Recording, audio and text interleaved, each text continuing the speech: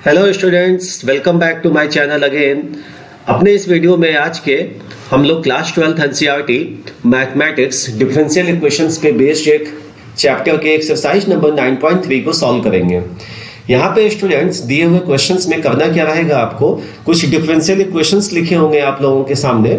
उन differential equations को solve करते हुए उनका आपको जनरल सोल्यूशन फाइंड करना होगा या फिर पर्टिकुलर सोल्यूशन निकालना होगा। तो क्वेश्चन नंबर 1 से लेके क्वेश्चन नंबर 10 तक में दिए हुए डिफरेंशियल इक्वेशंस के जनरल सोल्यूशंस आपको फाइंड करने हैं। अब ये जनरल सोल्यूशन और पर्टिकुलर सोल्यूशन क्या होता है स्टूडेंट्स, मैं बताता हूं आपको क्या होता है। जनरल सोल्यूशन में दिए हुए डिफरेंशियल इक्वेशन को सॉल्व करते हुए जब एक सोल्यूशन निकलेगा तो उसमें कुछ आर्बिट्रेरी कॉन्स्टेंट्स होंगे। अगर कुछ आर्बिट्रेरी कॉन्स्टेंट्स आ रहे हैं आपके सोल्यूशन में तो ऐसे सोल्यूशन को कहेंगे जनरल सोल्यूशन। और अगर किसी सॉल्यूशन में डिफरेंशियल इक्वेशन के सॉल्यूशन में कोई भी आर्बिट्रेरी कांस्टेंट नहीं है तो उसको बोलेंगे हम लोग पर्टिकुलर सॉल्यूशन कहते हैं। तो अब ये आर्बिट्रेरी कांस्टेंट्स कितने आएंगे वो डिपेंड करेगा दिया हुआ डिफरेंशियल इक्वेशन किस ऑर्डर का है। अगर फर्स्ट ऑर्डर का डिफरेंशियल इक्वेशन है तो उसमें एक आर्बिट्रेरी कांस्टेंट आएगा। सिमिलरली अगर सेकंड ऑर्डर का है तो उसमें दो आर्बिट्रेरी कांस्टेंट्स आएंगे। और अगर आपका जनरल सोल्यूशन नहीं होके पर्टिकुलर है तो उसमें फिर कोई भी आर्बिट्रेरी कांस्टेंट्स नहीं आएंगे।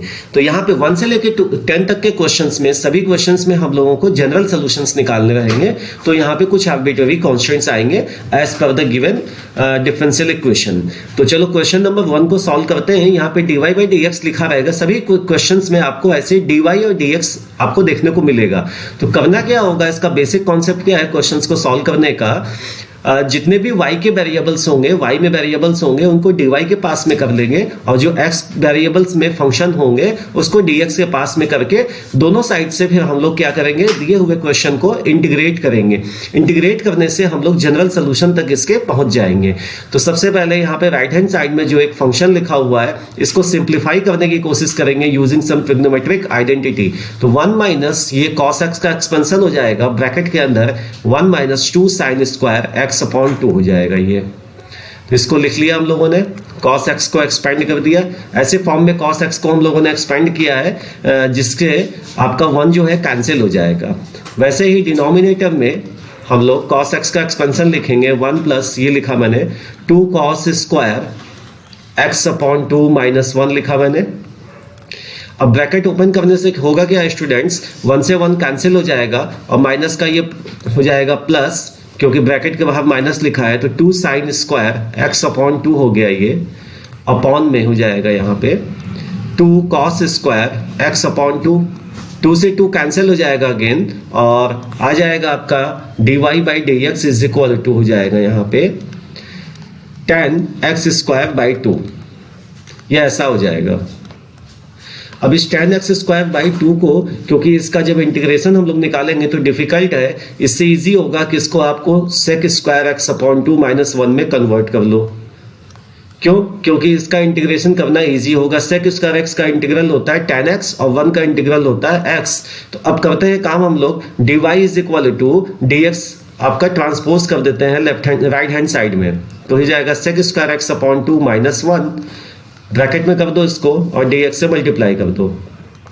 अब क्या करोगे यहाँ पे, अब लिखो इंटीग्रेटिंग बोथ द साइड्स। तो दोनों साइड में जब इंटीग्रेशन करोगे तो ऐसा कुछ साइन लगाना होगा आपको। ऐसा लगा दिया हम लोगों ने। ये हो जाएगा sec square x upon 2 minus 1, सबको ब्रैकेट में रखो इसको, इंटू dx। अब चलो दोनों साइड में इंटीग्रेट करते हैं। तो लेफ्ट हैंड साइड में इंटीग्रेट करेंगे तो क्योंकि ये 1 इंटू dy है तो इसका इंटीग्रेशन हो गया y हो गया केवल, और sec स्क्वायर x बाई 2 का इंटीग्रल हो जाएगा 2 tan x बाई 2। ये हो गया स्टूडेंट्स इसका।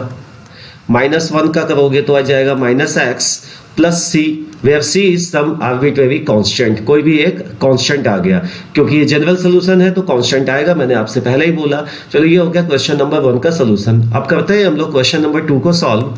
क्वेश्चन नंबर 2 में क्या है students, dy by dx is equal to ये फंक्शन लिखा हुआ है। जैसा कि मैंने तुमसे बोला कि y में जो y वेरिएबल में जो फंक्शंस होंगे उसको dy के पास में कर लो। तो चलो इसको कर लेते हैं dy के पास में। ये हो जाएगा dy upon square root 4 minus y square is equal to dx हो जाएगा ये।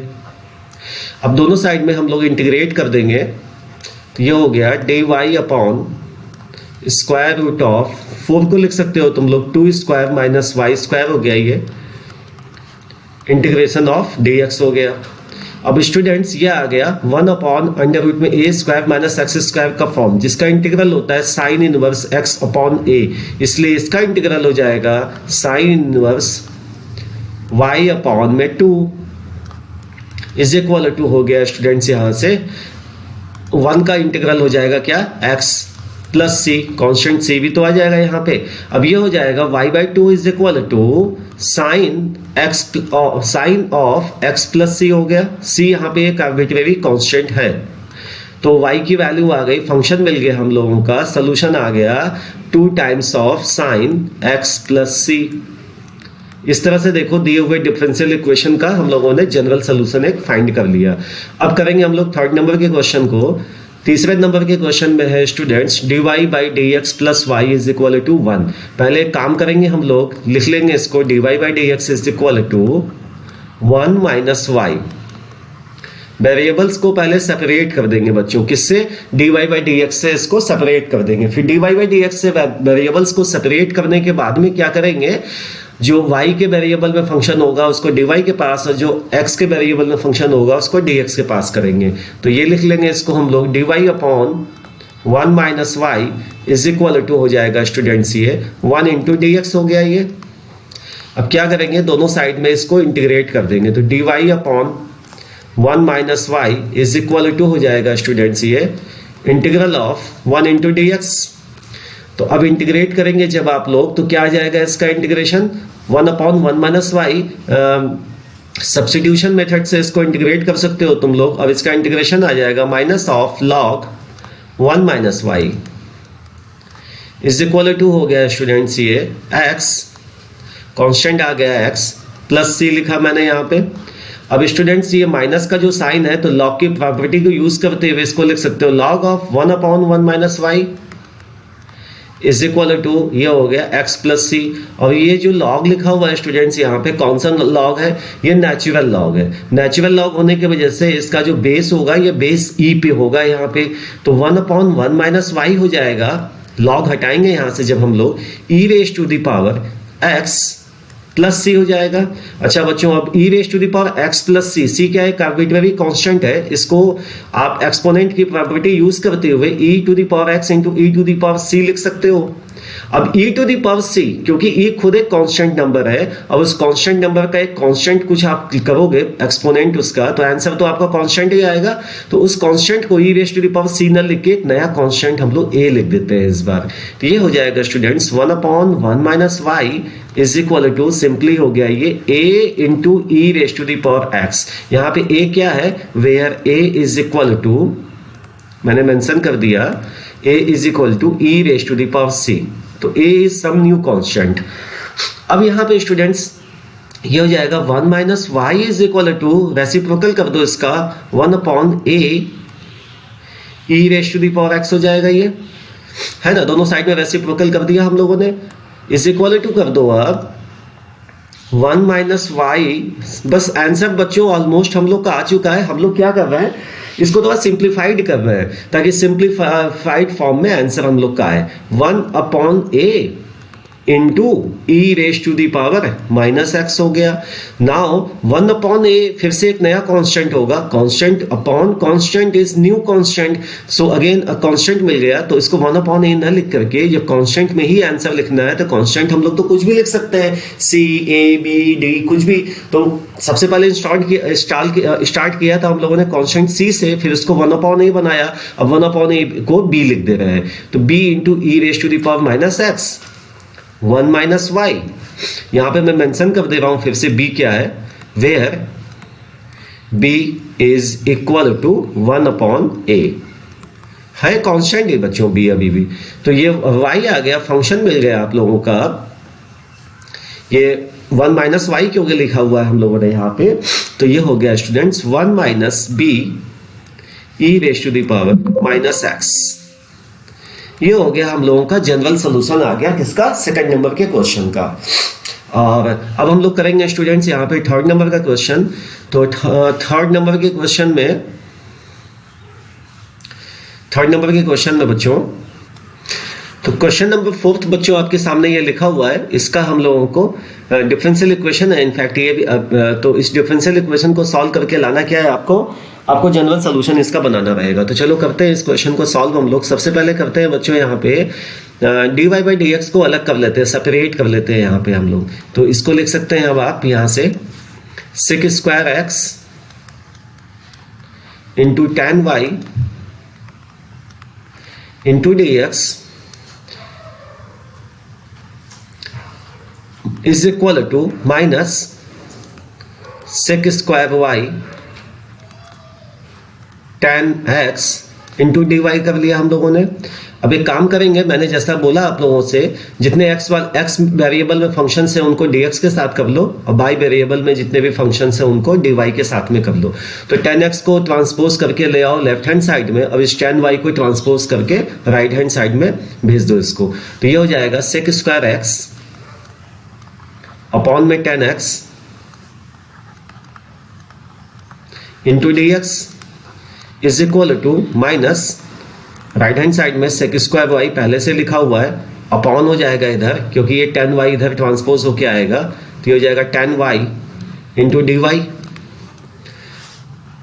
अब स्टूडेंट्स यहाँ पे क्योंकि आपको इंटीग्रेट करना रहेगा, तो इंटीग्रेट करने के लिए क्या करोगे आप, हम लोग को सब्स्टिट्यूशन मेथड यहाँ पे यूज करना होगा। tan x को एज्यूम कर लेंगे हम लोग t और फिर tan x का जब डिफरेंशिएशन करेंगे तो आ जाएगा सेक स्क्वायर x, तो 1 बाई टी डी टी हो जाएगा इनफैक्ट ये। तो ये वाला काम आप लोग रफ में अलग से कर सकते हो, मैं डायरेक्ट यहाँ पे करके आपको बता रहा हूँ क्योंकि हम लोगों ने इंटीग्रेशन पे काफ़ी सारे क्वेश्चंस लगा रखे हैं और उन पे वीडियोस भी बने हुए हैं हम लोगों के। आप लोग हमारे चैनल को सब्सक्राइब कर सकते हो उन वीडियोस को देखने के लिए, मैं लिंक्स इसमें सेव कर दूंगा डिस्क्रिप्शन बॉक्स में अपने। इसके बाद भी अगर किसी भी स्टेप में आप लोगों को कोई दिक्कत होती है, कोई क्वेश्चन आपको समझ में नहीं आ रहा है, कोई स्टेप में डाउट है, तो कमेंट सेक्शन में जाकर के अपने कमेंट्स वहाँ पे आप लोग लिख सकते हो। मैं पूरी कोशिश करूंगा कि आप लोग के डाउट को क्लियर किया जाए। तो अभी मैं डायरेक्ट इसको लिख रहा हूँ यहाँ पे, tan x को t एज्यूम करते हुए ये हो जाएगा स्टूडेंट्स, इसका इंटीग्रेशन हो जाएगा log of tan x, modulus लगा दिया मैंने log के साथ, ये हो गया आपका। तो दोनों साइड में इंटीग्रेट करने के बाद आएगा बच्चों ऐसा, तो इंटीग्रेशन का साइन लगा देना है आपको पहले। log ऑफ tan x हो जाएगा। अब इस साइड में जब इंटीग्रेट करोगे बिल्कुल सिमिलर मैनर में बच्चों यहाँ पे आ जाएगा minus of log of tan y, ऐसा हो जाएगा बच्चों। प्लस कांस्टेंट एक c भी आ जाएगा यहाँ पे, तो प्लस कांस्टेंट c लगा दिया। अब एक काम करते हैं बच्चों, दोनों में जो log एक साथ में कर लेते हैं, दोनों logs को एक साथ कर लेते हैं। तो ये हो जाएगा log, ये हो जाएगा students log modulus of tan x plus log modulus of tan y is equal to c हो गया। यहाँ पे log की प्रॉपर्टी यूज कर लो, तो ये हो जाएगा log of tan x into tan y, एक साथ कर लो, मॉड्यूलस का साइन लगा लो, इज इक्वल टू c हो गया स्टूडेंट्स यहाँ से। अब बच्चों यहाँ पे क्या हो जाएगा, tan x into tan y हो जाएगा, ये tan x into tan y is equal to हो जाएगा यहाँ पे, क्योंकि log का जो बेस है स्टूडेंट्स वो e है, तो इज इक्वल टू हो जाएगा e raise to the power c हो जाएगा ये। और क्योंकि c खुद एक कांस्टेंट है और e raise to the power c फिर से एक कांस्टेंट आएगा, तो हम लोगों ने आंसर लिख देना है अपना tan x into tan y is equal to some constant a, where a is equal to e raise to the power c।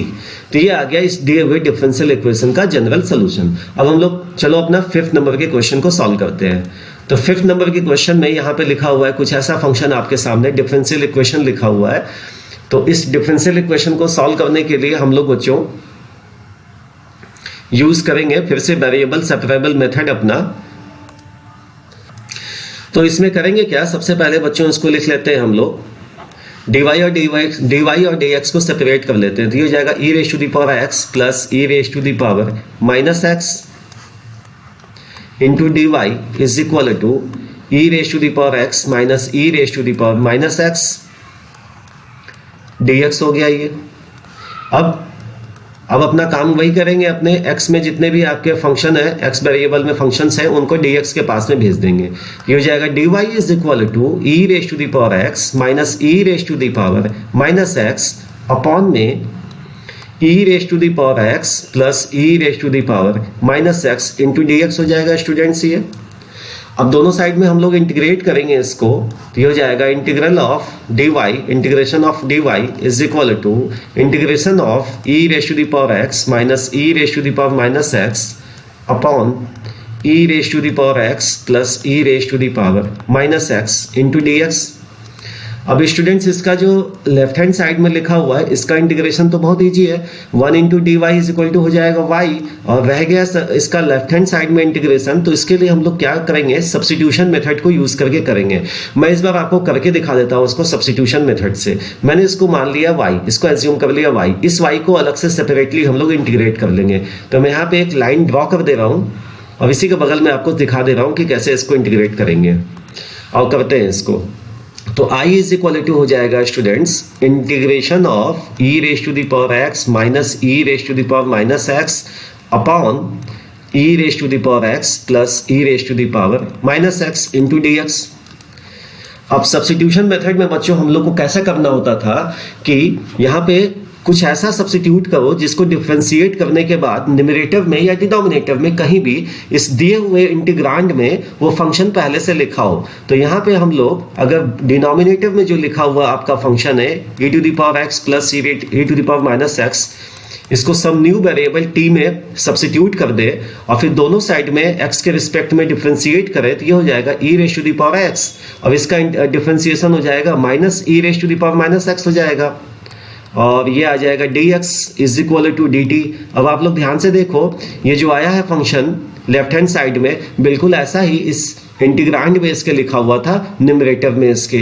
तो इसको सब्स्टिट्यूट कर दो तो i की वैल्यू बन जाएगी, अब इस पूरे फंक्शन को dx dt से सब्स्टिट्यूट कर दो तो ये हो जाएगा dt अपॉन में ये हो जाएगा पूरा e raise to the power x plus e raise to the power minus x, t से सब्स्टिट्यूट कर दो अपॉन में t आ गया। ऐसा ही बिल्कुल मैंने 4th नंबर के क्वेश्चन में पहले भी आप लोगों से बोला कि आप लोग इसको इंटीग्रेशन सब्स्टिट्यूशन मेथड से इंटीग्रेट कर सकते हो, बट यहाँ पे मैं आपको करके दिखा रहा हूँ कैसे हो रहा है। ये इज इक्वल टू हो गया log of t plus some new constant c एक नया आर्बिट्रेरी कांस्टेंट आ गया है स्टूडेंट्स। अब t को यहाँ से सब्स्टिट्यूट कर दो x के टर्म्स में, तो ये हो जाएगा e raise to the power x plus e raise to the power minus x। अच्छा बच्चों ये बताओ, अब यहाँ पे क्या ये मॉड्यूलस लगाने की नीड है? बिल्कुल नीड नहीं है। अब हम लोग चाहे तो मॉड्यूलस हटा सकते हैं क्योंकि e raise to the power x और e raise to the power minus x दोनों नंबर्स पॉजिटिव में है और दोनों का सम लिखा है। तो दो पॉजिटिव नंबर्स का सम ऑलवेज, जब प्लस का साइन है तो ऑलवेज एक पॉजिटिव नंबर ही निकल करके आएगा, इसलिए मॉड्यूलस लगाने की नीड नहीं है यहाँ पे। अब अपने i की वैल्यू को यहाँ से बच्चों निकाल करके सब्स्टिट्यूट कर देते हैं यहाँ पे मेन अपना जो डिफरेंशियल इक्वेशन हम लोग सॉल्व कर रहे थे। तो y इज इक्वल टू हो गया log of e raise to the power x plus e raise to the power minus x। अच्छा ये मैंने बोला आप लोगों से कि मॉड्यूलस हम लोग हटा सकते हैं, तो मॉड्यूलस मैं हटा दे रहा हूँ। अब e raise to the power x plus e raise to the power minus x plus constant यहाँ पे हो गया स्टूडेंट्स, ये c आ गया। ये आ गया बच्चों 5th नंबर के क्वेश्चन में अपना जनरल सोल्यूशन आ गया। अब हम लोग करेंगे 6th नंबर का क्वेश्चन सॉल्व। 6th नंबर में स्टूडेंट्स क्या करेंगे, फिर से वही काम, dx को x के जितने भी वेरिएबल वाले फंक्शन है उनके साथ रखेंगे और y वाले वेरिएबल फंक्शंस को dy के साथ में कर देंगे। तो ये हो जाएगा dy upon 1 plus y square is equal to 1 plus x square into dx हो जाएगा ये स्टूडेंट्स। अब कर देंगे हम लोग इंटीग्रेशन का साइन लगा देंगे, दोनों साइड में इंटीग्रेट कर देंगे फंक्शंस को अपने और आप लोग को जनरल सोल्यूशन इसका मिल जाएगा। ये हो जाएगा 1 plus x square into dx। अब चलो इंटीग्रेट करते हैं दोनों ही साइड्स में, तो 1 upon 1 plus y square students, ये इसका इंटीग्रल क्या हो जाएगा, इसका एंटी डेरिवेटिव हो जाएगा आपका tan inverse y is equal to 1 plus x square into dx। 1 का इंटीग्रल हो जाएगा स्टूडेंट्स यहाँ पे x और प्लस में एक्स स्क्वायर का इंटीग्रल हो जाएगा x cube upon 3 plus constant c लिख दो यहाँ पे, where c is an arbitrary constant. ये हो गया स्टूडेंट्स 6 नंबर का डिफरेंशियल इक्वेशन सॉल्व और जनरल सोल्यूशन आ गया। अब करेंगे हम लोग 7th नंबर के क्वेश्चन को सॉल्व। 7th नंबर के क्वेश्चन में फिर से वही काम करेंगे हम लोग सेपरेट कर लेते हैं बच्चों। ये हो जाएगा y log y dx is equal to कर दो x dy, x को ले आओ इस साइड में तो ये हो जाएगा 1/x इंटू डी एक्स, और y log y को ट्रांसपोज कर दो आप राइट हैंड साइड में तो ये हो जाएगा 1/y log y into d y. ऐसा हो जाएगा स्टूडेंट्स। अब क्या करेंगे हम लोग, इंटीग्रेशन का साइन लगाएंगे दोनों साइड में। 1/x dx is equal to integral of 1/y log y into d y. अच्छा, अब लेफ्ट हैंड साइड में बच्चों इसका इंटीग्रल आप सभी को पता है पहले से क्या होगा, इसका हो जाएगा log ऑफ x, तो log ऑफ mod x लिखा मैंने, इज इक्वल टू यहाँ पे करने के लिए स्टूडेंट्स आपको छोटा सा यहाँ पे सब्स्टिट्यूशन करना होगा, मैं करके दिखा रहा हूँ आपको। Let log y is equal to t, एक नया वेरिएबल t एज्यूम किया। अब दोनों साइड में जब x के रिस्पेक्ट y के रिस्पेक्ट में, इस बार y के रिस्पेक्ट में डिफरेंशिएट करोगे स्टूडेंट्स तो ये आ जाएगा 1/y into d y is equal to d t हो जाएगा। अब ये सब्स्टिट्यूशन जो अभी किया हम लोगों ने, इसको यहाँ पे सब्स्टिट्यूट कर दो। 1/y डी वाई को सब्स्टिट्यूट कर दो स्टूडेंट्स डी टी से, तो ये हो गया डी टी अपॉन में, यहाँ पे क्योंकि log y डिनोमिनेटर में लिखा है तो मैंने log y को हटा करके लिख दिया यहाँ पे t। नेक्स्ट स्टेप में स्टूडेंट्स ये हो जाएगा log of modulus of x is equal to 1/t, 1/t का हो जाएगा log ऑफ t, तो log of modulus of t लिखा मैंने, plus some constant c, arbitrary constant c आ गया। अब t को वापस से हटा दीजिए यहाँ से और log के टर्म्स में लिख दीजिए इसको आप लोग, तो ये आ जाएगा आपका, इसका सोल्यूशन निकल आएगा। तो इसको हम लोगों ने लिखना है बच्चों अभी, log ऑफ t को हटा दिया मैंने, log y, log of log y लिखा मैंने यहाँ पे, ठीक है स्टूडेंट्स, प्लस कांस्टेंट c लिखा मैंने, ऐसा इसको अभी। तो अब क्या करेंगे स्टूडेंट्स, यहाँ पे हम लोग log की प्रॉपर्टी लगाने की कोशिश करेंगे यहाँ पे, तो इसको भेज देते हैं लेफ्ट हैंड साइड में, दोनों लॉग्स को एक साथ कर लेते हैं, log ऑफ मॉड्यूलस x। अब इंटीग्रेशन का पूरा काम हो गया बच्चों आपका। अब जो करना है आपको, log की प्रॉपर्टी लगा करके इसको थोड़ा सिंप्लीफाइड करना है अपने सोल्यूशन को। तो log modulus of x minus log of y is equal to constant c हो गया स्टूडेंट्स यहाँ से। अब क्योंकि माइनस का साइन लगा हुआ है तो log का m/n वाला फॉर्म लगाओगे आप, तो इसको लिख सकते हो log of x upon log y is equal to हो गया स्टूडेंट्स, यहाँ से c आ गया। अब इसको नेक्स्ट स्टेप में log यहाँ से हटा दो, क्योंकि log का यहाँ पे बेस e है, तो log जब हटाओगे आप लोग तो हो जाएगा x upon log y is equal to e raise to the power c।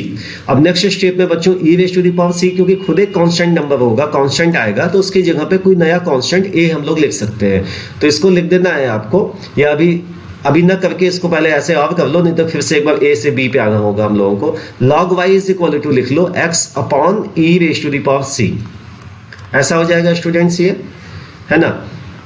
तो अब ये log of y is equal to ये 1/e raise to the power c जो नंबर आ रहा है, इसको लिख दो, नया कांस्टेंट एक a लिख दो, तो a इंटू x हो गया स्टूडेंट्स ये। अब यहाँ से फिर से log को हटा दो यहाँ से आप लोग, तो y इज इक्वल टू हो जाएगा students e raised to the power ax, where a is nothing but 1/e raised to the power c है। तो आ गया बच्चों यहाँ पे अपना इसका जनरल सोल्यूशन आ गया। किस नंबर के क्वेश्चन का? 7th number. अब हम लोग करेंगे स्टूडेंट्स 8th नंबर के क्वेश्चन को सॉल्व। 8th नंबर में यहाँ पे दिया हुआ है कुछ ऐसा आपका डिफरेंशियल इक्वेशन। इसको सॉल्व करने के लिए फिर से वही काम करना है अपने को, x और y वेरिएबल्स जो हैं उनको रिस्पेक्टिवली उनके dx और dy के साथ में सेपरेट कर देना है। तो ये हो जाएगा students 1/y to the power 5 into d y is equal to, minus का साइन है इधर, dx upon x raise to the power 5। अब दोनों साइड में बच्चों इसको इंटीग्रेट कर दो। अब इसके इंटीग्रेशन के लिए जो फार्मूला यूज होना है बड़ा ही सिंपल वाला फार्मूला, आप सभी को पता है, x raise to the power n का इंटीग्रल निकालने वाला फार्मूला आपको यूज करना है। तो integral of y raise to the power -5 into dy is equal to minus integral of x raise to the power -5 into dx हो गया ये। अब यहाँ पे फार्मूला जब यूज करोगे तो आपको पता है इसका इंटीग्रल जब करते हैं x raise to the power n में तो एक्सपोनेंट की वैल्यू 1 से इंक्रीज हो जाती है और सिमिलरली डिनोमिनेटर में जो एक्सपोनेंट की वैल्यू है वही आ जाती है। तो y raise to the power -5 plus 1, देखिए 1 से इंक्रीज हो गया और जो इसका एक्सपोनेंट है वही डिनोमिनेटर में आ जाएगा। ऐसा लिखा हम लोगों ने। इसको स्टूडेंट्स प्लस करके एक साथ में कर लेते हैं, दोनों को एक साइड कर लेते हैं, लेफ्ट हैंड साइड में ही। अब इसका क्या हो जाएगा इंटीग्रल, इसका हो जाएगा x raise to the power -5 plus 1 upon -5 plus 1 is equal to some constant c आ जाएगा। यहाँ पे मैंने लिख दिया, यहाँ पे सम कांस्टेंट स्टूडेंट्स c लिखा है यहाँ पे। अब ये क्या हो जाएगा, y to the power -4 plus x to the power -4 upon में बच्चों यहाँ भी डिनोमिनेटर में -4 था, यहाँ भी डिनोमिनेटर में -4। तो हम लोगों ने यहाँ पे एलसीएम ले लिया। एलसीएम लेने के बाद में ये -4 जाकर के मल्टीप्लाई हो गया c से और फिर से एक नया कांस्टेंट से कांस्टेंट मल्टीप्लाई होके स्टिल एक कांस्टेंट रह गया। तो अपना आ गया ये जनरल सोल्यूशन, जहाँ पे a क्या है, कोई एक आर्बिट्रेरी कांस्टेंट है। ये हो गया स्टूडेंट्स 8th नंबर के क्वेश्चन का जनरल सोल्यूशन। अब करते हैं 9th नंबर के क्वेश्चन को सॉल्व। यहाँ पे dy is equal to sine inverse x into dx। अब ये आ गया स्टूडेंट्स दोनों साइड में जब इंटीग्रेट करने को, तो देखो ध्यान से, integration of dy is equal to integration of sine inverse x into dx। अब ये साइन इनवर्स x का इंटीग्रेशन कैसे करना है बच्चों, इसके लिए हम लोग को लगाना होगा इंटीग्रेशन बाय पार्ट वाला मेथड। इंटीग्रेशन बाय पार्ट को यूज करते हुए यहाँ पे इसको इंटीग्रेट हम लोग कर सकते हैं। तो चलो इसको इंटीग्रेट करते हैं। लेफ्ट हैंड साइड में तो ये हो जाएगा सिंपली y केवल इज इक्वल टू, यहाँ पे इंटीग्रेशन बाय पार्ट लगाने के लिए आपको पता है दो फंक्शंस चाहिए होंगे और दोनों फंक्शंस प्रोडक्ट के फॉर्म में होने चाहिए। तो हम लोगों ने यहाँ लिख दिया 1 इंटू साइन इनवर्स x। अब इन दोनों में से 1 और साइन इनवर्स x में से एक फंक्शन को अपना फर्स्ट फंक्शन बनाएंगे और दूसरे को सेकंड फंक्शन। फर्स्ट फंक्शन ऐसा ही फंक्शन चूज करना है जिसका आपको डेरिवेटिव निकालना हो और सेकंड फंक्शन ऐसा फंक्शन चूज करना है जिसका आपको क्या करना हो, एंटी डेरिवेटिव निकालना हो। तो क्योंकि साइन इनवर्स x का डेरिवेटिव अपने को पता है, इसलिए फर्स्ट फंक्शन ऑब्वियस सी बात है आप इसी को चूज करोगे। इसको तो आप सेकंड फंक्शन चूज नहीं करोगे, क्योंकि अगर इसका एंटी डेरिवेटिव पहले से ही पता होता तो फिर यहाँ पे प्रॉब्लम क्या थी, यही पे डायरेक्ट कर लिख लिए होते उसको हम लोग। तो सेकंड फंक्शन चूज करने वाले हैं हम लोग 1 को, जिसका इंटीग्रल निकालेंगे। अब चलो इंटीग्रेशन बाय पार्ट यूज करते हैं। इंटीग्रेशन बाय पार्ट में क्या होता है, पहले फर्स्ट फंक्शन को ऐसे ही लिख लेते हैं हम लोग, फिर इंटीग्रेट कर लेते हैं अपने सेकंड फंक्शन को, माइनस का साइन लगाते हैं, फिर इंटीग्रल करेंगे। फर्स्ट फंक्शन का अपना निकालेंगे हम लोग डेरिवेटिव, तो इसको मैं डेरिवेटिव निकालने के लिए dy by dx of sine inverse x लिख रहा हूँ। और जो सेकंड फंक्शन है उसका निकालेंगे हम लोग इंटीग्रल, तो ये 1 इंटू dx लिखा। और जो भी यहाँ पे आएगा प्रोडक्ट में उसको फिर से इंटीग्रेट करेंगे हम लोग x के रिस्पेक्ट में। यही है स्टूडेंट्स इंटीग्रेशन बाय पार्ट। तो यहाँ पे फर्स्ट पार्ट इसका हो गया x, 1 का इंटीग्रल हो गया x, ये बन गया x sine inverse x minus यहाँ पे integral of sine inverse x का डिफरेंशिएशन आ गया 1 upon square root 1 minus x square into 1 का हो जाएगा स्टूडेंट्स x dx। अब यहां तक बच्चों हम लोग पहुंच गए। अब आपको करना होगा इंटीग्रेशन बाय पार्ट यूज कर लिया इसमें, अब यूज करोगे तुम लोग सब्स्टिट्यूशन मेथड, इंटीग्रेशन का एक दूसरा मेथड। इंटीग्रेशन के टोटल 3 मेथड्स आप लोगों को सिखाए गए हैं students, integration by substitution method, integration by partial fraction and integration by part. तो ये सारे जितने भी मेथड्स हैं, इन सभी मेथड्स पे हम लोगों ने अलग से वीडियोस बना रखे हैं डेडिकेटेड। और इनफैक्ट एक्सरसाइज में जितने भी क्वेश्चंस हैं 7th वाले में, सारे एक्सरसाइजेस को भी हम लोगों ने सॉल्व कर रखे हैं बच्चों। तो यहाँ पे अभी क्या करेंगे, सब्स्टिट्यूशन मेथड लगाने के लिए हम लोग एज्यूम कर लेंगे डिनोमिनेटर में जो लिखा हुआ है आपका let 1 minus x square is equal to 2। क्यों ऐसा किया हम लोगों ने, क्योंकि देखो जब इसको डिफ्रेंशिएट करेंगे तो क्या आने वाला है 2x dx, माइनस का भी साइन आएगा, माइनस को मैंने इधर भेज दिया है students, is equal to dt आ गया। तो x dx x d x को हम लोग सब्सिट्यूट कर सकते हैं किससे, -1/2 dt से। तो इस दिए हुए देखिए इंटीग्रांड में एक्स डी एक्स लिखा हुआ है, तो इसको सब्सिट्यूट कर देंगे और 1/√t हो जाएगा ये। तो चलो सब्सिट्यूशन करते हैं। तो ये हो गया y = x sin inverse x। इतना पार्ट तो हम लोग को सॉल्व हो चुका है, इसमें कुछ करना ही नहीं था, यहाँ पे इंटीग्रेट करना है अभी। तो यहाँ पे हो गया ये x dx सब्सिट्यूट हो गया -1/2 dt से। तो -1/2 यहाँ लिखा मैंने बच्चों, अब ये प्लस हो गया आपका फिर तुरंत प्रोडक्ट होकर के। तो ये आ गया dt/√t हो गया। अब students = x sin inverse x plus half, ये हो गया बच्चों क्या, ये हो गया इनफैक्ट t⁻⁻1/2 × dt हो गया ये, है ना। अब इसको इंटीग्रेट करने आता है आप सभी को, ये फिर से वही x⁴n वाला फार्मूला आप लोग यूज करोगे और ये इंटीग्रेट हो जाएगा आपका फिर। तो x sin इनवर्स x, अभी t को बच्चों सब्सिट्यूट करना भी बचा है, तो t को सब्सिट्यूट करते हैं हम लोग। पहले इसको एक बार फिर से इंटीग्रेट कर ले, उसके बाद सब करेंगे ना काम, जब t का पूरा इंटीग्रेशन का साइन खत्म हो जाएगा यहाँ से सिंबल। तो 1/2 इंटू t⁻⁻1/2 प्लस 1 करोगे आप लोग, तो 1/2 पॉजिटिव में आ जाएगा अपॉन ये 1/2। अब ये हो गया बच्चों इंटीग्रेशन का साइन खत्म। अब लगा दो आप c, लगा दो, कांस्टेंट c आ गया। अब यहां पे हो जाएगा बच्चों ये y = x sin inverse x plus, अब ये स्टूडेंट्स 1/2 न्यूमरेटर में आएगा तो 2 से 2 ये कैंसिल हो जाएगा, बच जाएगा केवल स्क्वायर रूट में t। t ना लिख करके हम लोग t को वापस से x के टर्म्स में सब्स्टिट्यूट कर देते हैं। 1 - x² हो गया स्टूडेंट्स ये, प्लस c आ गया। ये हो गया बच्चों जनरल सोल्यूशन आ गया आपका क्वेश्चन नंबर 9 का। अब हम लोग जनरल सोल्यूशन वाले पार्ट का लास्ट क्वेश्चन पे आ चुके हैं बच्चों 10th नंबर के। इसके बाद 11th नंबर से हम लोग का स्टार्ट हो जाएगा पर्टिकुलर सोल्यूशन पे बेस्ड क्वेश्चन। तो यहाँ पे 10th में क्वेश्चन ये लिखा हुआ है आपके सामने में, फिर से इसको हम लोग सेपरेट कर लेंगे। कैसे सेपरेट करेंगे बच्चों, ये लिख सकते हैं इसको e⁻x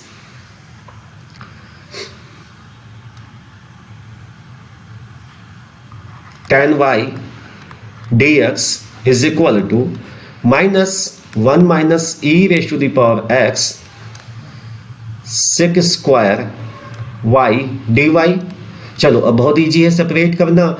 x वाले जितने भी फंक्शंस दिख रहे हैं उसको dx के पास भेज दो, और y में जितने फंक्शंस दिख रहे हैं उसको dy के पास में भेज दो आप लोग। तो ये बन जाएगा e⁻x upon 1 - e⁻x dx is equal to minus sec square y upon में tan y इंटू dy हो गया।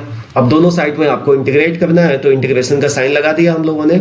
जैसे ही बच्चों वेरिएबल्स इनके सेपरेट हो जाते हैं उसके बाद ही आपको क्या करना है, इंटीग्रेट करना रहेगा दिए हुए डिफरेंशियल इक्वेशंस को सॉल्व करने के लिए। ये हो जाएगा e⁻x upon 1 - e⁻x into dx is equal to minus of sec square y। बच्चों दोनों साइड्स में आपको लगाना होगा अभी सब्स्टिट्यूशन मेथड इंटू dy। चलो अब यहां पे बच्चों क्या हो जाएगा, लेफ्ट हैंड साइड में जो इंटीग्रल लिखा हुआ है, इंटीग्रांड जो लिखा हुआ है आपका 1 - e⁻x को जब सब्स्टिट्यूट कर दोगे t से और फिर डिफरेंशिएट करोगे उसको, तो न्यूमरेटर में जो e⁻x dx लिखा है वो आ जाएगा आपका, लेकिन माइनस साइन के साथ में आएगा। तो मैं इसको डायरेक्ट ऐसे करके दिखाता हूं आपको। ये आ जाएगा माइनस, लॉग इसलिए लगाया बच्चों क्योंकि हो जाएगा ये 1/t इंटू dt हो जाएगा। तो 1/t का हो जाता है क्या, log t हो जाएगा। तो minus log of 1 - x 1 - e⁻x is equal to, ये हो गया इस साइड में इंटीग्रेट। अच्छा इस साइड में कैसे आप सब्स्टिट्यूशन मेथड यूज करोगे, tan y को मान लोगे आप t, तो tan y को जब इंटीग्रेट डिफरेंशिएट करोगे तो आ जाएगा सेक स्क्वायर y। तो ये देखो न्यूमरेटर में सेक स्क्वायर y लिखा हुआ है, तो tan y को जब t से सब्स्टिट्यूट करोगे तो 1/t dt बनेगा इस साइड में। तो इधर क्या हो जाएगा, ये माइनस ऑफ log t आएगा। तो t ना लिख करके आपको tan y लिख दो यहाँ पे, ये आ गया tan y। देखो दोनों साइड में हम लोगों ने सब्स्टिट्यूशन मेथड से इंटीग्रेट कर लिया। और बच्चों मैंने छोटा सा बहुत पार्ट था ये करके इसलिए नहीं दिखाया आपको, आप लोग रफ में कर लेना, इसको बहुत ईजी है और सब बच्चे स्मार्ट हो कर भी लोग अच्छे से, क्योंकि इंटीग्रेशन पे बहुत सारे क्वेश्चंस लगा रखे हैं हम लोगों ने। अगर नहीं होता है कोई प्रॉब्लम है बच्चों तो कमेंट सेक्शन में लिख देना, मैं उसको डिस्कस कर दूंगा। फिर प्लस में आ गया बच्चों यहाँ पे c आ गया। ये हो गया बच्चों यहाँ पे। अब क्या करेंगे, दोनों लॉग्स को एक पास में कर लेंगे ताकि लॉग की प्रॉपर्टी हम लोग यूज कर सकें। तो चलो कर लेते हैं, दोनों लॉग्स को एक पास कर लेते हैं। तो ये हो जाएगा स्टूडेंट्स यहाँ से लॉग इसको प्लस में हो जाएगा ये log of 10y minus log of 1 minus e raise to the power x, ऐसा हो जाएगा बच्चों, इज इक्वल टू c। अब यहाँ पे लॉग की प्रॉपर्टी लगाएंगे डिवीजन वाली, तो ये बन जाएगा students 10y upon 1 minus e to the power x is equal to c। Log रहेगा यहाँ पे आपका ऐसा। अब क्या करेंगे स्टूडेंट्स, यहाँ से लॉग को हटाएंगे, तो जो लॉग को जब हटाएंगे, क्योंकि लॉग का पावर बेस क्या है, e है, तो ये हो जाएगा 1 minus e to the power x is equal to e to the power c। अरे ये आप लोगों को कॉन्सेप्ट बच्चों आता ही होगा ना। ये तो जैसे लॉग यहाँ पे बेस में a लिखा है, इधर b है, इधर x है, ये मैं इसको हम लोग ऐसे रीड करते हैं, log of b to the base a is equal to x। तो यहाँ से जब आप लॉग हटाओगे तो हो जाएगा b is equal to a raise to the power x। यही वाला फॉर्म हम लोग यूज करते हैं स्टूडेंट्स इसको सॉल्व करने के लिए। तो अभी मैंने करके आप लोगों को दिखाया कि कैसे करते हैं इसको। अब e to the power c, क्योंकि c खुद एक कांस्टेंट है, तो e to the power c भी एक कांस्टेंट ही होगा। e की वैल्यू क्या होती है, 2.78 होती है, तो e भी तो कांस्टेंट हुआ। तो कांस्टेंट का पावर एक कांस्टेंट होगा तो कांस्टेंट ही आएगा आंसर आपका। तो उसको ऐसा ना लिख के हम लोग सिंपल से कांस्टेंट a लिख सकते हैं। 10y इज इक्वल टू, यहाँ पे लिख लिया हम लोगों ने इसको a 1 minus e to the power x where a is an arbitrary constant. ये हो गया बच्चों आपका 10th नंबर का क्वेश्चन भी सॉल्व। जनरल सोल्यूशन हम लोगों ने सारे निकाल लिए 1 से लेके 10 तक में। अब 11th नंबर के क्वेश्चन को अपने सॉल्व करना है और पर्टिकुलर सॉल्यूशंस आपको बताने हैं। तो जैसा कि मैंने वीडियो के स्टार्टिंग में आपसे डिस्कस कर लिया, पर्टिकुलर सॉल्यूशन में कोई भी आर्बिट्रेरी कांस्टेंट नहीं आएगा। वैसे जब इस डिफरेंशियल इक्वेशन को सॉल्व करते हुए हम लोग लास्ट तक एक सोल्यूशन निकालेंगे तो वो एक जनरल सोल्यूशन होगा, उसमें आर्बिट्रेरी कांस्टेंट आएगा, लेकिन उस आर्बिट्रेरी कांस्टेंट की वैल्यू हम लोग निकाल पाएंगे इस दिए हुए कंडीशन के हेल्प से। क्योंकि यहाँ पे देखो, इसका जब भी सोल्यूशन जो आएगा, जो सोल्यूशन का एक कर्व मिलेगा, एक्चुअली वो फैमिली ऑफ कर्व्स होगा। तो बहुत सारे कर्व्स बन सकते हैं उस आर्बिट्रेरी कांस्टेंट्स की वैल्यूज को चेंज करते चले जाओगे तो वहां पे y की वैल्यू 1 सब्स्टिट्यूट करके जब x की वैल्यू 0 होगी तो उस कांस्टेंट c जो रहेगा, एक आर्बिट्रेरी कांस्टेंट जो आएगा, उसकी वैल्यू को हम लोग फाइंड कर देंगे और उसकी वैल्यू लिख देंगे। तो इसको बोलेंगे पर्टिकुलर सॉल्यूशन। पर्टिकुलर सॉल्यूशन इसलिए क्योंकि ये किसी एक पर्टिकुलर ग्राफ को हम लोग रिप्रेजेंट कर देंगे इस डिफरेंशियल इक्वेशन को सॉल्व करते हुए। और जनरल सॉल्यूशन में क्या करते हैं, पर्टिकुलर एक ग्राफ नहीं रिप्रेजेंट करते हैं, हम लोग पूरा फैमिली ऑफ कर्व्स को रिप्रेजेंट करते हैं। तो चलो यहाँ पे निकालते हैं, कोई ज्यादा डिफरेंस नहीं है बच्चों, वैसे करना बिल्कुल वही सेम पैटर्न में। आपको इसका सोल्यूशन निकाल लेना है, पहले जनरल सोल्यूशन, फिर पर्टिकुलर सोल्यूशन निकालने के लिए बाद में छोटा सा एक काम करना रहेगा आपको। तो अभी कैसे करना है स्टूडेंट्स, आप सब बच्चों को अच्छे से पता है। जितने भी x में वेरिएबल से उनको एक पास कर लेना है और y में वेरिएबल से उनको अलग कर लेना है, सेपरेट dy के पास कर लेना है। तो ये हो जाएगा स्टूडेंट्स, यहाँ पे y में कोई वेरिएबल दिख ही नहीं रहा है, तो इसको सिंपली हम लोग लिखने वाले हैं क्या, 1 into d y is equal to 2x square plus x upon में x cube plus x square plus x plus 1 into dx हो गया ये। अब दोनों साइड में हम लोग इंटीग्रेट कर देंगे ताकि सोल्यूशन इसका निकाल सके डिफरेंशियल इक्वेशन का। कर दिया।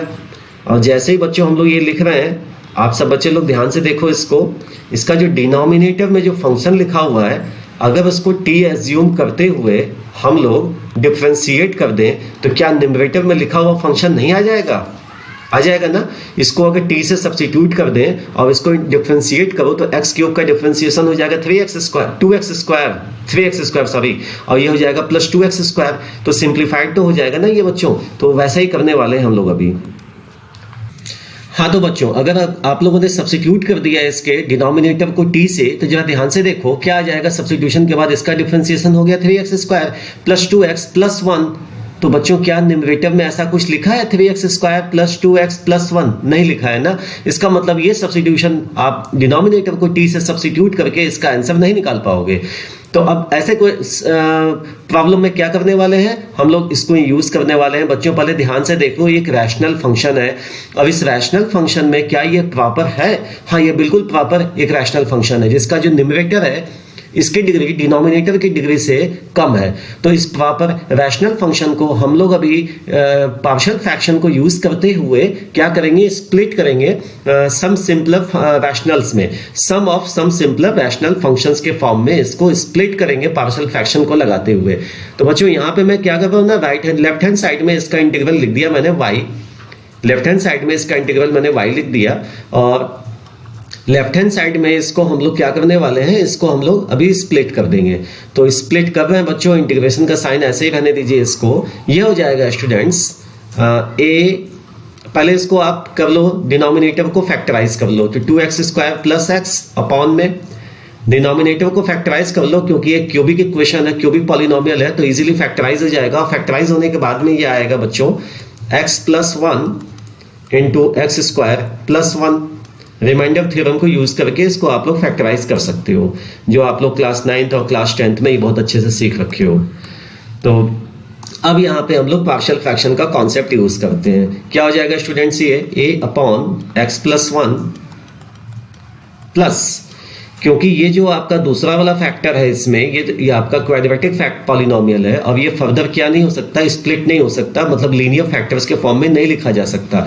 जैसा कि हम लोगों ने पार्शियल फ्रैक्शन पहले से सीख रखा है, तो इसके न्यूमरेटर को जब आप स्प्लिट करोगे तो इसकी डिग्री होगी डिनोमिनेटर के पॉलिनोमियल की डिग्री से उस न्यूमरेटर की डिग्री 1 लेस होती है। जैसे यहाँ पे देखो ये लीनियर है तो न्यूमरेटर इसका एक कांस्टेंट है। अब यहाँ पे डिनोमिनेटर एक आपका क्वाड्रेटिक है तो न्यूमरेटर क्या होगा, एक लीनियर फंक्शन होगा, लीनियर पॉलिनोमियल होगा। तो इसको लिख दिया हम लोगों ने bx प्लस c लिख दिया यहाँ पे।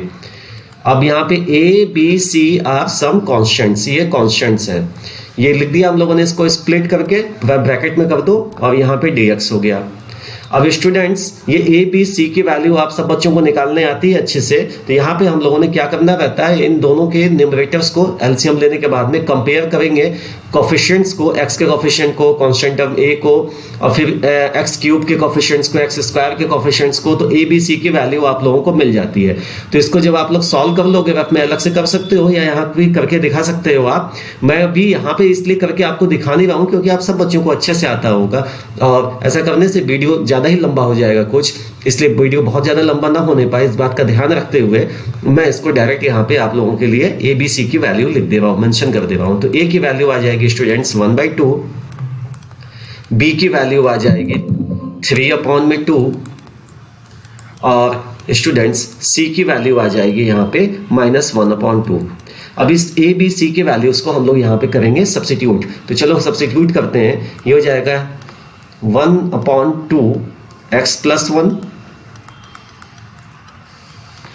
प्लस b को सब्स्टिट्यूट कर दो 3/2 से, तो ये हो जाएगा स्टूडेंट्स यहाँ पे आपका b को भी सब्स्टिट्यूट कर देना है हम लोगों को। 3/2 हम लोगों ने कर दिया इसको, तो 3/2 x, c को सब्स्टिट्यूट कर दो -1/2 से, तो -1/2 हम लोगों ने सब्स्टिट्यूट कर दिया इसको। ये हो गया पूरा न्यूमरेटर आपका। अपॉन में डिनोमिनेटर है x स्क्वायर प्लस 1, ये पूरा कर्ली ब्रैकेट में ले लो, इंटू dx। ये स्टूडेंट्स यहाँ तक समझ में आया आप सबको। चलिए आगे का स्टेप देखते हैं। अब यहाँ पे आपका लेफ्ट हैंड साइड में इधर y चल रहा है, तो इधर y is equal to integral of, अब ऐसा भी करते हैं बच्चों, चलो इसको स्प्लिट कर देते हैं इंटीग्रेशन के साइन को, इस टर्म के साथ अलग, इस टर्म के साथ अलग कर देते हैं। ये हो जाएगा 1/2 बाहर ले लिया मैंने, 1/x plus 1 into dx plus integral of, जरा ध्यान से देखो बच्चों, न्यूमरेटर में 1/2 क्या है, कॉमन है, तो 1/2 हम लोगों ने कॉमन ले लिया यहाँ पे। 1/2 कॉमन लेते हुए, या 1/2 कॉमन न लेके इसको भी ऐसे स्प्लिट कर लो। 3/2, देखिए ध्यान से देखिए सब बच्चे लोग, 3/2x अपॉन में x square plus 1 into dx। यहां से भी इसको हम लोगों ने बेटा यहां से इस जगह से बच्चों यहाँ पे स्प्लिट कर दिया हम लोगों ने, तो 3/2x अपॉन में x square plus 1 dx minus का साइन देखो यहाँ लगा हुआ है, इसलिए माइनस इंटीग्रेशन ऑफ 1/2 न्यूमरेटर में है upon x square plus 1 into d x. कर दिया हम लोगों ने इसको स्टूडेंट्स ऐसा। अब ऐसा क्यों किया है आपको साफ साफ दिख रहा होगा, बहुत क्लियर क्यों किया है, क्योंकि इसका इंटीग्रल आप सबको पता है, इसका इंटीग्रल हो जाएगा क्या, log ऑफ x प्लस 1, तो इसको हो गया log ऑफ x प्लस 1 लिख लिया। ये हो गया फर्स्ट पार्ट आपका सॉल्व, फर्स्ट टर्म। प्लस में ये 3/2 x upon x square plus 1। अब यहां पे लगाओगे आप सब्स्टिट्यूशन मेथड, तो देखो एक ही इंटीग्रेशन डिफरेंशियल इक्वेशन को सॉल्व करते हुए कई बार हम लोगों को दो दो या तीन तीन अलग अलग मेथड्स यूज करने हो रहे हैं इंटीग्रेट करने के लिए। तो यहाँ पे एक बार अभी हमने पार्शियल फ्रैक्शन लगाया, अब इसके बाद वाले स्टेप में हम लोग सब्स्टिट्यूशन मेथड लगाने वाले हैं। -1/2 integration of 1/1 plus x square, इसका भी इंटीग्रल आप सब बच्चों को पता है ना बच्चों, ये हो जाएगा tan इनवर्स x आ जाएगा ये आपका।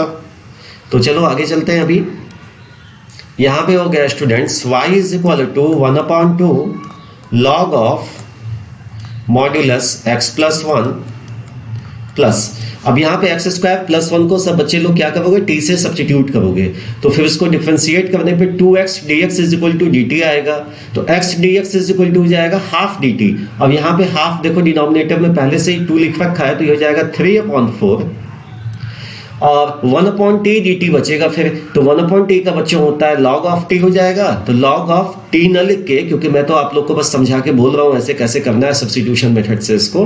log ऑफ t को क्या सब्स्टिट्यूट किए थे एक्स स्क्वायर प्लस 1 से, यहाँ पे log of x square plus 1 हो गया यहाँ पे। ये हो गया बच्चों ये वाला पार्ट आपका, माइनस में हाफ tan इनवर्स x। अब बच्चों इंटीग्रेशन का काम हो गया इसमें फिनिश, तो अब लगा दो एक आर्बिट्रेरी कांस्टेंट c लगा दो आप लोग यहाँ पे। अब यहाँ पे और इसको सिंप्लीफाई करते हुए हम लोग करेंगे log वाले जितने फंक्शंस हैं उनको एक पास में कर लेंगे, log वाले फंक्शंस को हम लोग। तो यहाँ पे क्या करने वाले हैं हम लोग बच्चों, 1/4 एलसीएम लेने वाले हैं। तो पहले 1/4 ले लो एलसीएम, तो ये हो जाएगा स्टूडेंट्स 1/4 एलसीएम लेने के बाद में ये हो गया 2 log x प्लस 1 प्लस, चाहे तो यहाँ पे कर्ली ब्रैकेट यूज कर लो जो मैंने यूज किया है ऐसे, क्योंकि अभी दो आपका ये ब्रैकेट हो जाएगा, यहाँ पे कर्ली ब्रैकेट लगा लिया मैंने। हाँ ये हो गया स्टूडेंट्स 1/4 एलसीएम लेने के बाद में यहाँ पे आपका कॉमन लेने के बाद में 2 log x plus 1 plus 3 log x square plus 1 हो जाएगा ये, minus half tan inverse x plus c हो गया। अब क्या करेंगे हम लोग, मैंने बोला आप लोगों से लॉग की प्रॉपर्टी लगानी है, तो लॉग की प्रॉपर्टी तो तब लगेगी ना जब यहाँ पे कोई भी कोएफिशिएंट ना लिखा हो, लॉग के पहले किसी नंबर से मल्टीप्लाई ना हुआ हो, तो सही है कर लेंगे, ऐसा भी कर लेंगे हम लोग। ये हो जाएगा log ऑफ x प्लस 1 का होल स्क्वायर, फिर से लॉग की प्रॉपर्टी लगाया हम लोगों ने, क्योंकि 2 देखो 2 क्या था यहाँ पे इसके पहले लिख रखा था आपका, तो यहाँ पे प्लस में अब यहाँ पे लॉग की प्रॉपर्टी फिर से लगाओ, log of x square plus 1 का हो जाएगा यहाँ पे क्यूब हो जाएगा, minus half tan inverse x plus में c। ये हो गया स्टूडेंट्स। अभी और लगाना है लॉग की प्रॉपर्टी हम लोगों को, अभी काम खत्म नहीं हुआ अपना। 1/4, अब देखो log m plus log n ऐसा कुछ लिखा हुआ है, तो यहाँ पे log की प्रॉपर्टी फिर से लगाएंगे, log m इंटू n हो जाएगा, तो ये हो जाएगा students log x plus 1 whole square into x square plus 1, ये हो गया स्टूडेंट्स होल क्यूब हो गया, यहाँ पे हो गया ये। अब क्या करेंगे हम लोग में, माइनस में half tan inverse x plus c,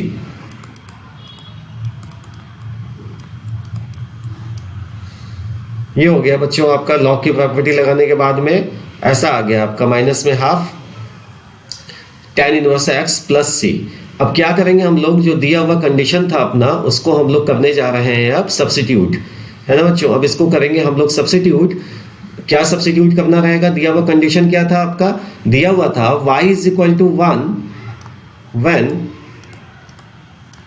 x is equal to 0, ऐसा दिया हुआ। तो y की वैल्यू 1 थी जब x की वैल्यू आपकी थी 0, तो इसके हल से करने से क्या होगा, इस आर्बिट्रेरी कांस्टेंट c की वैल्यू निकल के आ जाएगी आप लोगों की। तो चलो y की वैल्यू को 1 सब्स्टिट्यूट कर देते हैं स्टूडेंट्स हम लोग, तो यहाँ लिखा मैंने y की वैल्यू 1 लिखी मैंने, इज इक्वल टू 1/4। जहां जहां आपको x दिखे वहां 0 से सब्स्टिट्यूट कर दीजिए बच्चों। तो ये हो जाएगा log 0 + 1 is 1 into 0 + 1 is again 1, तो log 1 रह जाएगा ये, -½ tan इनवर्स 0 प्लस c।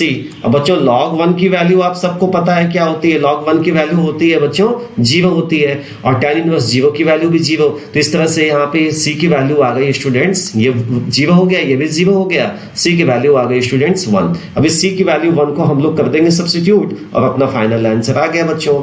चलो पर्टिकुलर सोल्यूशन आ गया अपना। तो चलो पर्टिकुलर सोल्यूशन अपना लिख लेते हैं हम लोग, क्या आया, तो y की वैल्यू आ गई यहाँ पे, फाइनल आंसर अब 1/4 log x + 1 का whole square into whole cube of x² + 1 -½ tan inverse x। यही डिफरेंस है बच्चों जनरल सोल्यूशन और पर्टिकुलर सोल्यूशन में। पर्टिकुलर सोल्यूशन में देखिए कोई आर्बिट्रेरी कांस्टेंट नहीं आ रहा है, आपने आर्बिट्रेरी कांस्टेंट जो सी जनरल फार्मूला जनरल सॉल्यूशन से जो हम लोगों ने आया था, एक पर्टिकुलर कंडीशन दिया हुआ था कर्व का, उसको सब्स्टिट्यूट करके सी की वैल्यू निकाल ली। ये आ गया हम लोग का क्वेश्चन नंबर 11 का सॉल्यूशन बच्चों, आंसर आ गया। अब करेंगे हम लोग क्वेश्चन नंबर 12 को सॉल्व। क्वेश्चन नंबर 12 में क्या दिया हुआ है, पहले इसका जनरल सॉल्यूशन निकालेंगे, उसके बाद उसका पर्टिकुलर सॉल्यूशन करेंगे। तो इसको कैसे करेंगे बच्चों, इसमें लिखेंगे हम लोग 1 × dy, इसको ऐसे ही रहने दो, इज इक्वल टू हो जाएगा आपका dx/ में x² -1। ये ऐसा आ गया स्टूडेंट्स, इज इक्वल टू ये हो जाएगा क्या, dx/ x + 1 x -1। स्टूडेंट्स फिर से आ गया पार्शियल फ्रैक्शन, ध्यान से देखिए, ये हो गया एक प्रॉपर रैशनल फंक्शन हो गया ये। इसका जो डिनोमिनेटर है आपका 3 डिग्री का है, क्यूबिक पॉलिनोमियल है, इसलिए आपने फिर से इस बार 3 कांस्टेंट्स के फॉर्म में ला करके इसको स्प्लिट करना रहेगा, a, b और c। 3 नए कांस्टेंट्स के फॉर्म में ला करके आपको इसको स्प्लिट करना रहेगा स्टूडेंट्स। तो यहाँ पे इंटीग्रेशन का साइन लगाते हैं सबसे पहले हम लोग, ये हो जाएगा 1 × dy is equal to integration of dx/ x + 1 x -1। ठीक बच्चों, अब यहाँ पे 1 का तो इंटीग्रेशन आराम से कर लिया आप लोगों ने, आ गया y इज इक्वल टू, इसको अलग से हम लोग कर लेते हैं इंटीग्रेट। यहाँ पे मैंने इसको y एज्यूम कर लिया, y is equal to i ले लिया बच्चों। अब इस i को हम लोग अलग से करने वाले हैं सॉल्व। तो सबसे पहले क्या काम करेंगे हम लोग, इसको स्प्लिट कर देंगे सिंपलर रैशनल फंक्शंस के फॉर्म में, इसके इंटीग्रांड को, इज इक्वल टू हो जाएगा ये a/x + b/x + 1 + c/x -1। अब इसके बाद में इसको सॉल्व करते हुए, जैसा बच्चों हम लोगों ने इसके पहले वाले क्वेश्चन में भी किया था, मैंने आपसे बोला था कि इसको हम लोग, आप लोग रफ में इसको सॉल्व कर सकते हो या करके दिखा सकते हो। मैं यहाँ पे पूरा नहीं सॉल्व कर रहा हूँ ताकि वीडियो का लेंथ बहुत ज़्यादा ना होने पाए। डायरेक्टली मैं a, b और c की वैल्यूज़ यहाँ पे बच्चों क्या कर रहा हूँ, सब्स्टिट्यूट करने जा रहा हूँ a, b और c की वैल्यूज़ को। तो a, b और c की वैल्यू निकालने के बाद में बच्चों सॉल्व करने से जो आएगा मैं वो लिख रहा हूँ अभी यहाँ पे। a की वैल्यू आ जाएगी यहाँ से -1, b की वैल्यू आ जाएगी स्टूडेंट्स 1/2 और c की वैल्यू आ जाएगी अगेन 1/2। इस तरह से a, b, c की वैल्यू जब आ गई है तो इसको हम लोग स्प्लिट करके यहाँ पे रखने वाले हैं। तो चलो इसको लिख देते हैं अभी, जिसका मतलब अपना हो गया ये आपका 1/x x + 1 × x -1, इसकी वैल्यू आ गई -1/x a/x + 1/2 x + 1। c की वैल्यू भी सब्स्टिट्यूट कर दिया हम लोगों ने, तो 1/2 x -1 हो गया। अब बच्चों ये जो आपका फंक्शन आ गया है, जो रैशनल फंक्शन, कितना सिंपल रैशनल फंक्शन, ऐसा रैशनल फंक्शन आ गया है जिसका इंटीग्रल हम लोगों को पहले से ही नोन रहता है। तो चलो अभी कर लेते हैं, इसको सब्स्टिट्यूट कर देंगे अपने मेन फंक्शन में। तो y इज इक्वल टू, हम लोगों ने लिखा हुआ था इंटीग्रेशन ऑफ दिस लिखा था, तो अब लिखेंगे इंटीग्रेशन ऑफ, स्प्लिट कर दिया इसको, -1/x dx + 1/2 integral of 1/x + 1 dx + 1/2 integration of 1/x - 1 dx तो ये देखा आप लोगों ने पावर पार्शियल फ्रैक्शन का दिया हुआ एक डिनोमिनेटर में क्यूबिक पॉलिनोमियल जो बिल्कुल भी ऐसा लग नहीं रहा था कि इंटीग्रेट होगा, लेकिन जब इसको सिंपलर फंक्शंस में रैशनल्स में चेंज किया तो कितना इजी सा फॉर्म आ गया, ऐसा फॉर्म आ गया जिसका इंटीग्रल आप सभी को पहले से ही पता होता, सब आ गया 1/x के फॉर्म में, which is equal to log x हो जाएगा। तो चलो इसको हम लोग अभी लिख लेते हैं, सबको log के फॉर्म में चेंज कर लेते हैं। तो y हो गया स्टूडेंट्स यहां से minus log x plus 1/2 log x plus 1 minus plus 1/2 log 1 x plus 1 हो गया यहां पे student, plus 1/2 log x minus 1 हो गया ये। अच्छा, इंटीग्रेशन का काम हो गया तो आपको कांस्टेंट यहाँ पे लिखना होगा, क्योंकि c मैं पहले ही यूज कर चुका हूं एक बार, c की वैल्यू 1/2 लिख रखी है, इसलिए c न लेकर के, शायद प्रीवियस वाले क्वेश्चन में बच्चों हम लोगों ने c 2 बार लिख दिया था, c इसके पहले वाले भी लिखा था फिर से c लिखा था। कोई बात नहीं, c तो अगर लिखेंगे भी तो उसका तो पर्टिकुलर सोल्यूशन निकालना है, बट इस बार मैं c न लिख के इसको बच्चों d लिखता हूँ, d is an arbitrary constant, क्योंकि अभी हम लोग तो पर्टिकुलर सोल्यूशन निकालना है, तो फिर d की वैल्यू भी आ जाएगी अपनी फिर, है ना स्टूडेंट्स।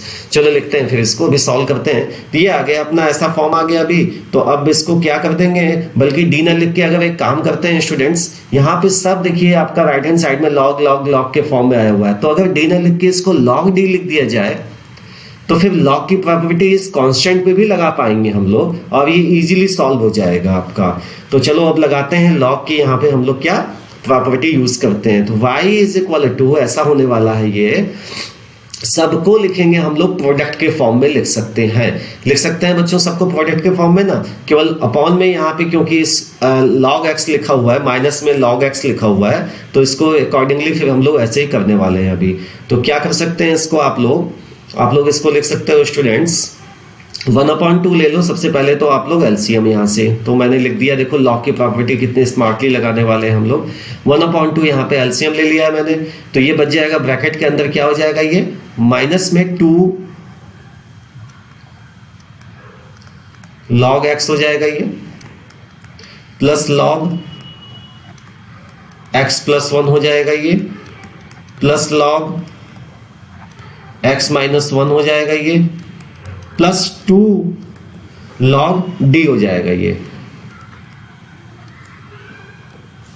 चलो एक स्टेप और चलते हैं आगे, उसके बाद तब लगाते हैं लॉग की प्रॉपर्टी।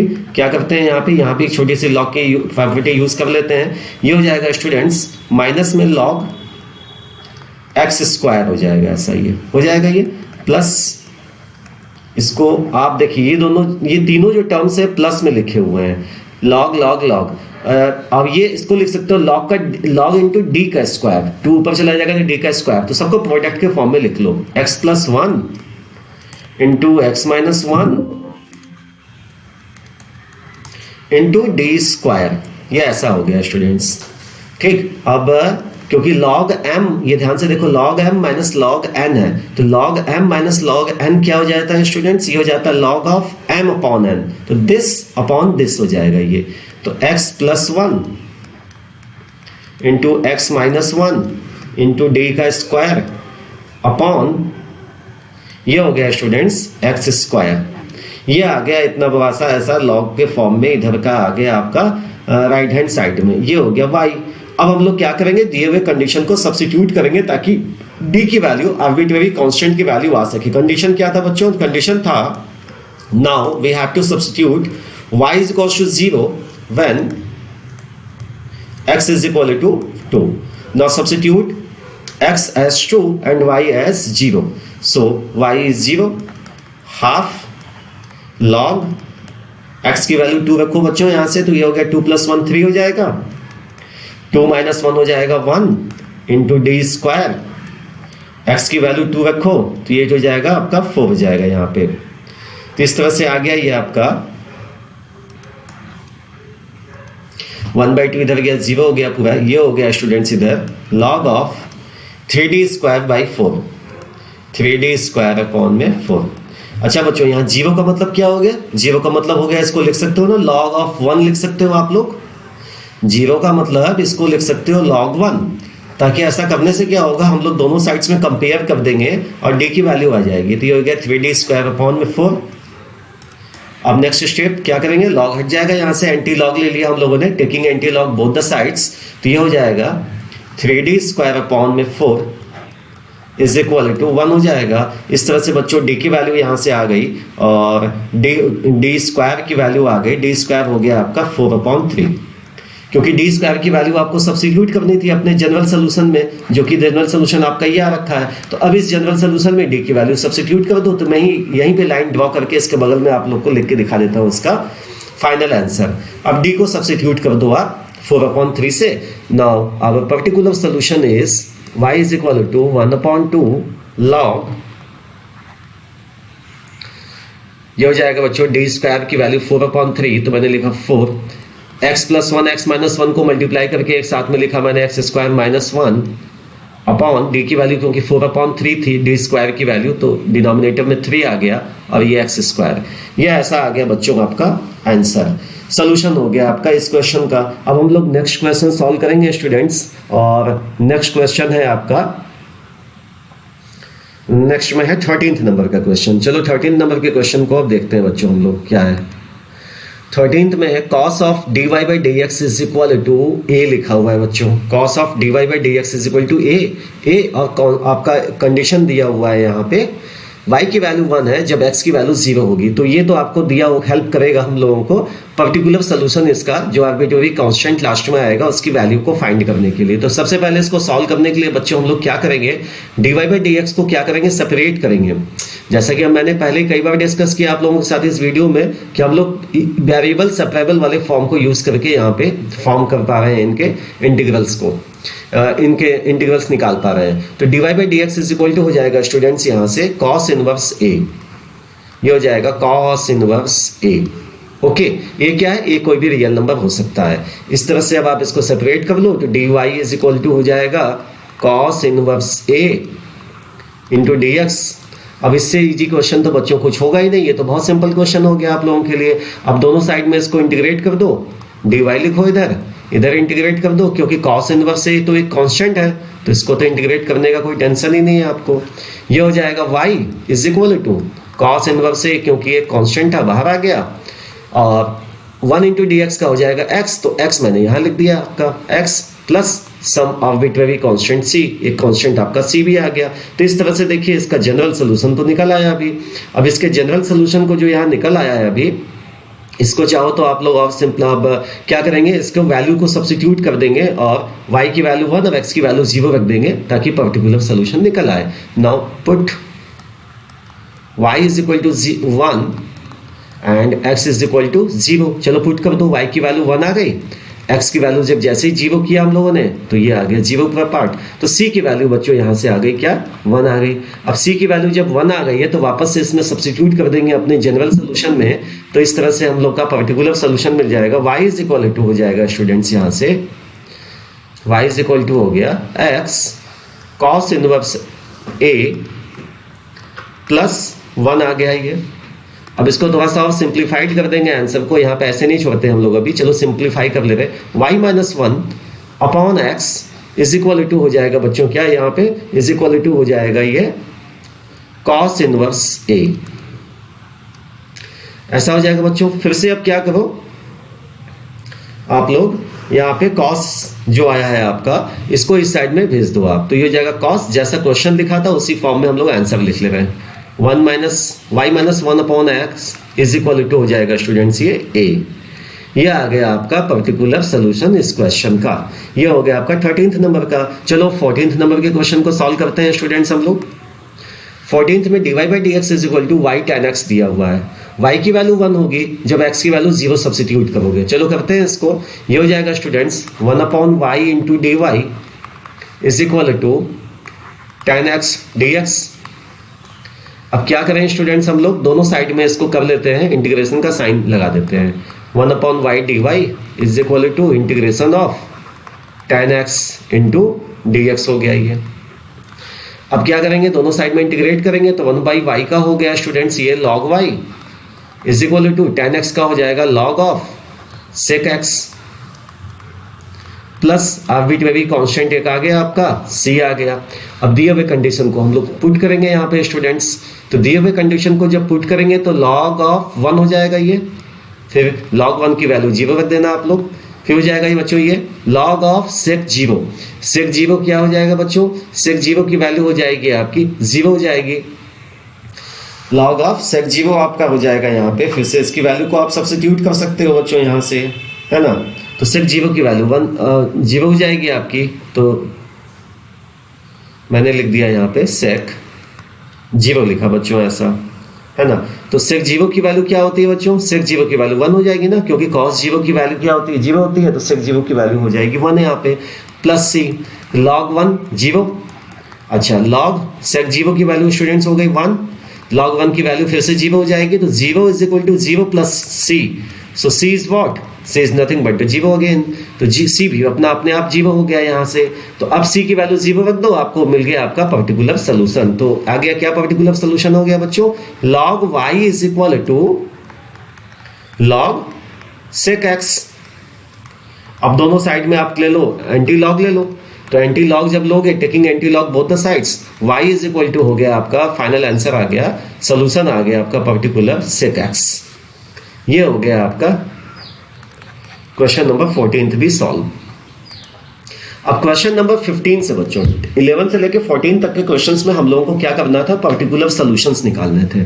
बट अब 15 नंबर से लेकर के आपके आगे के 22 नंबर तक के क्वेश्चंस में यहाँ पे स्टेटमेंट फॉर्म में क्वेश्चन दिया रहेगा और वहां पे आपको इस तरह से सॉल्व करना होगा। अब हम लोग को बनाना क्या है, इक्वेशन निकालना, आपको सोल्यूशन नहीं है, जनरल सोल्यूशन निकालना है। डिफरेंशियल इक्वेशन दिया रहेगा, बस यहाँ पे थोड़ा सा आपको लाइन इक्वेशंस इन सबको कर्व्स वाला कॉन्सेप्ट यूज करना रहेगा। तो चलो इसको करते हैं क्वेश्चन को सॉल्व हम लोग।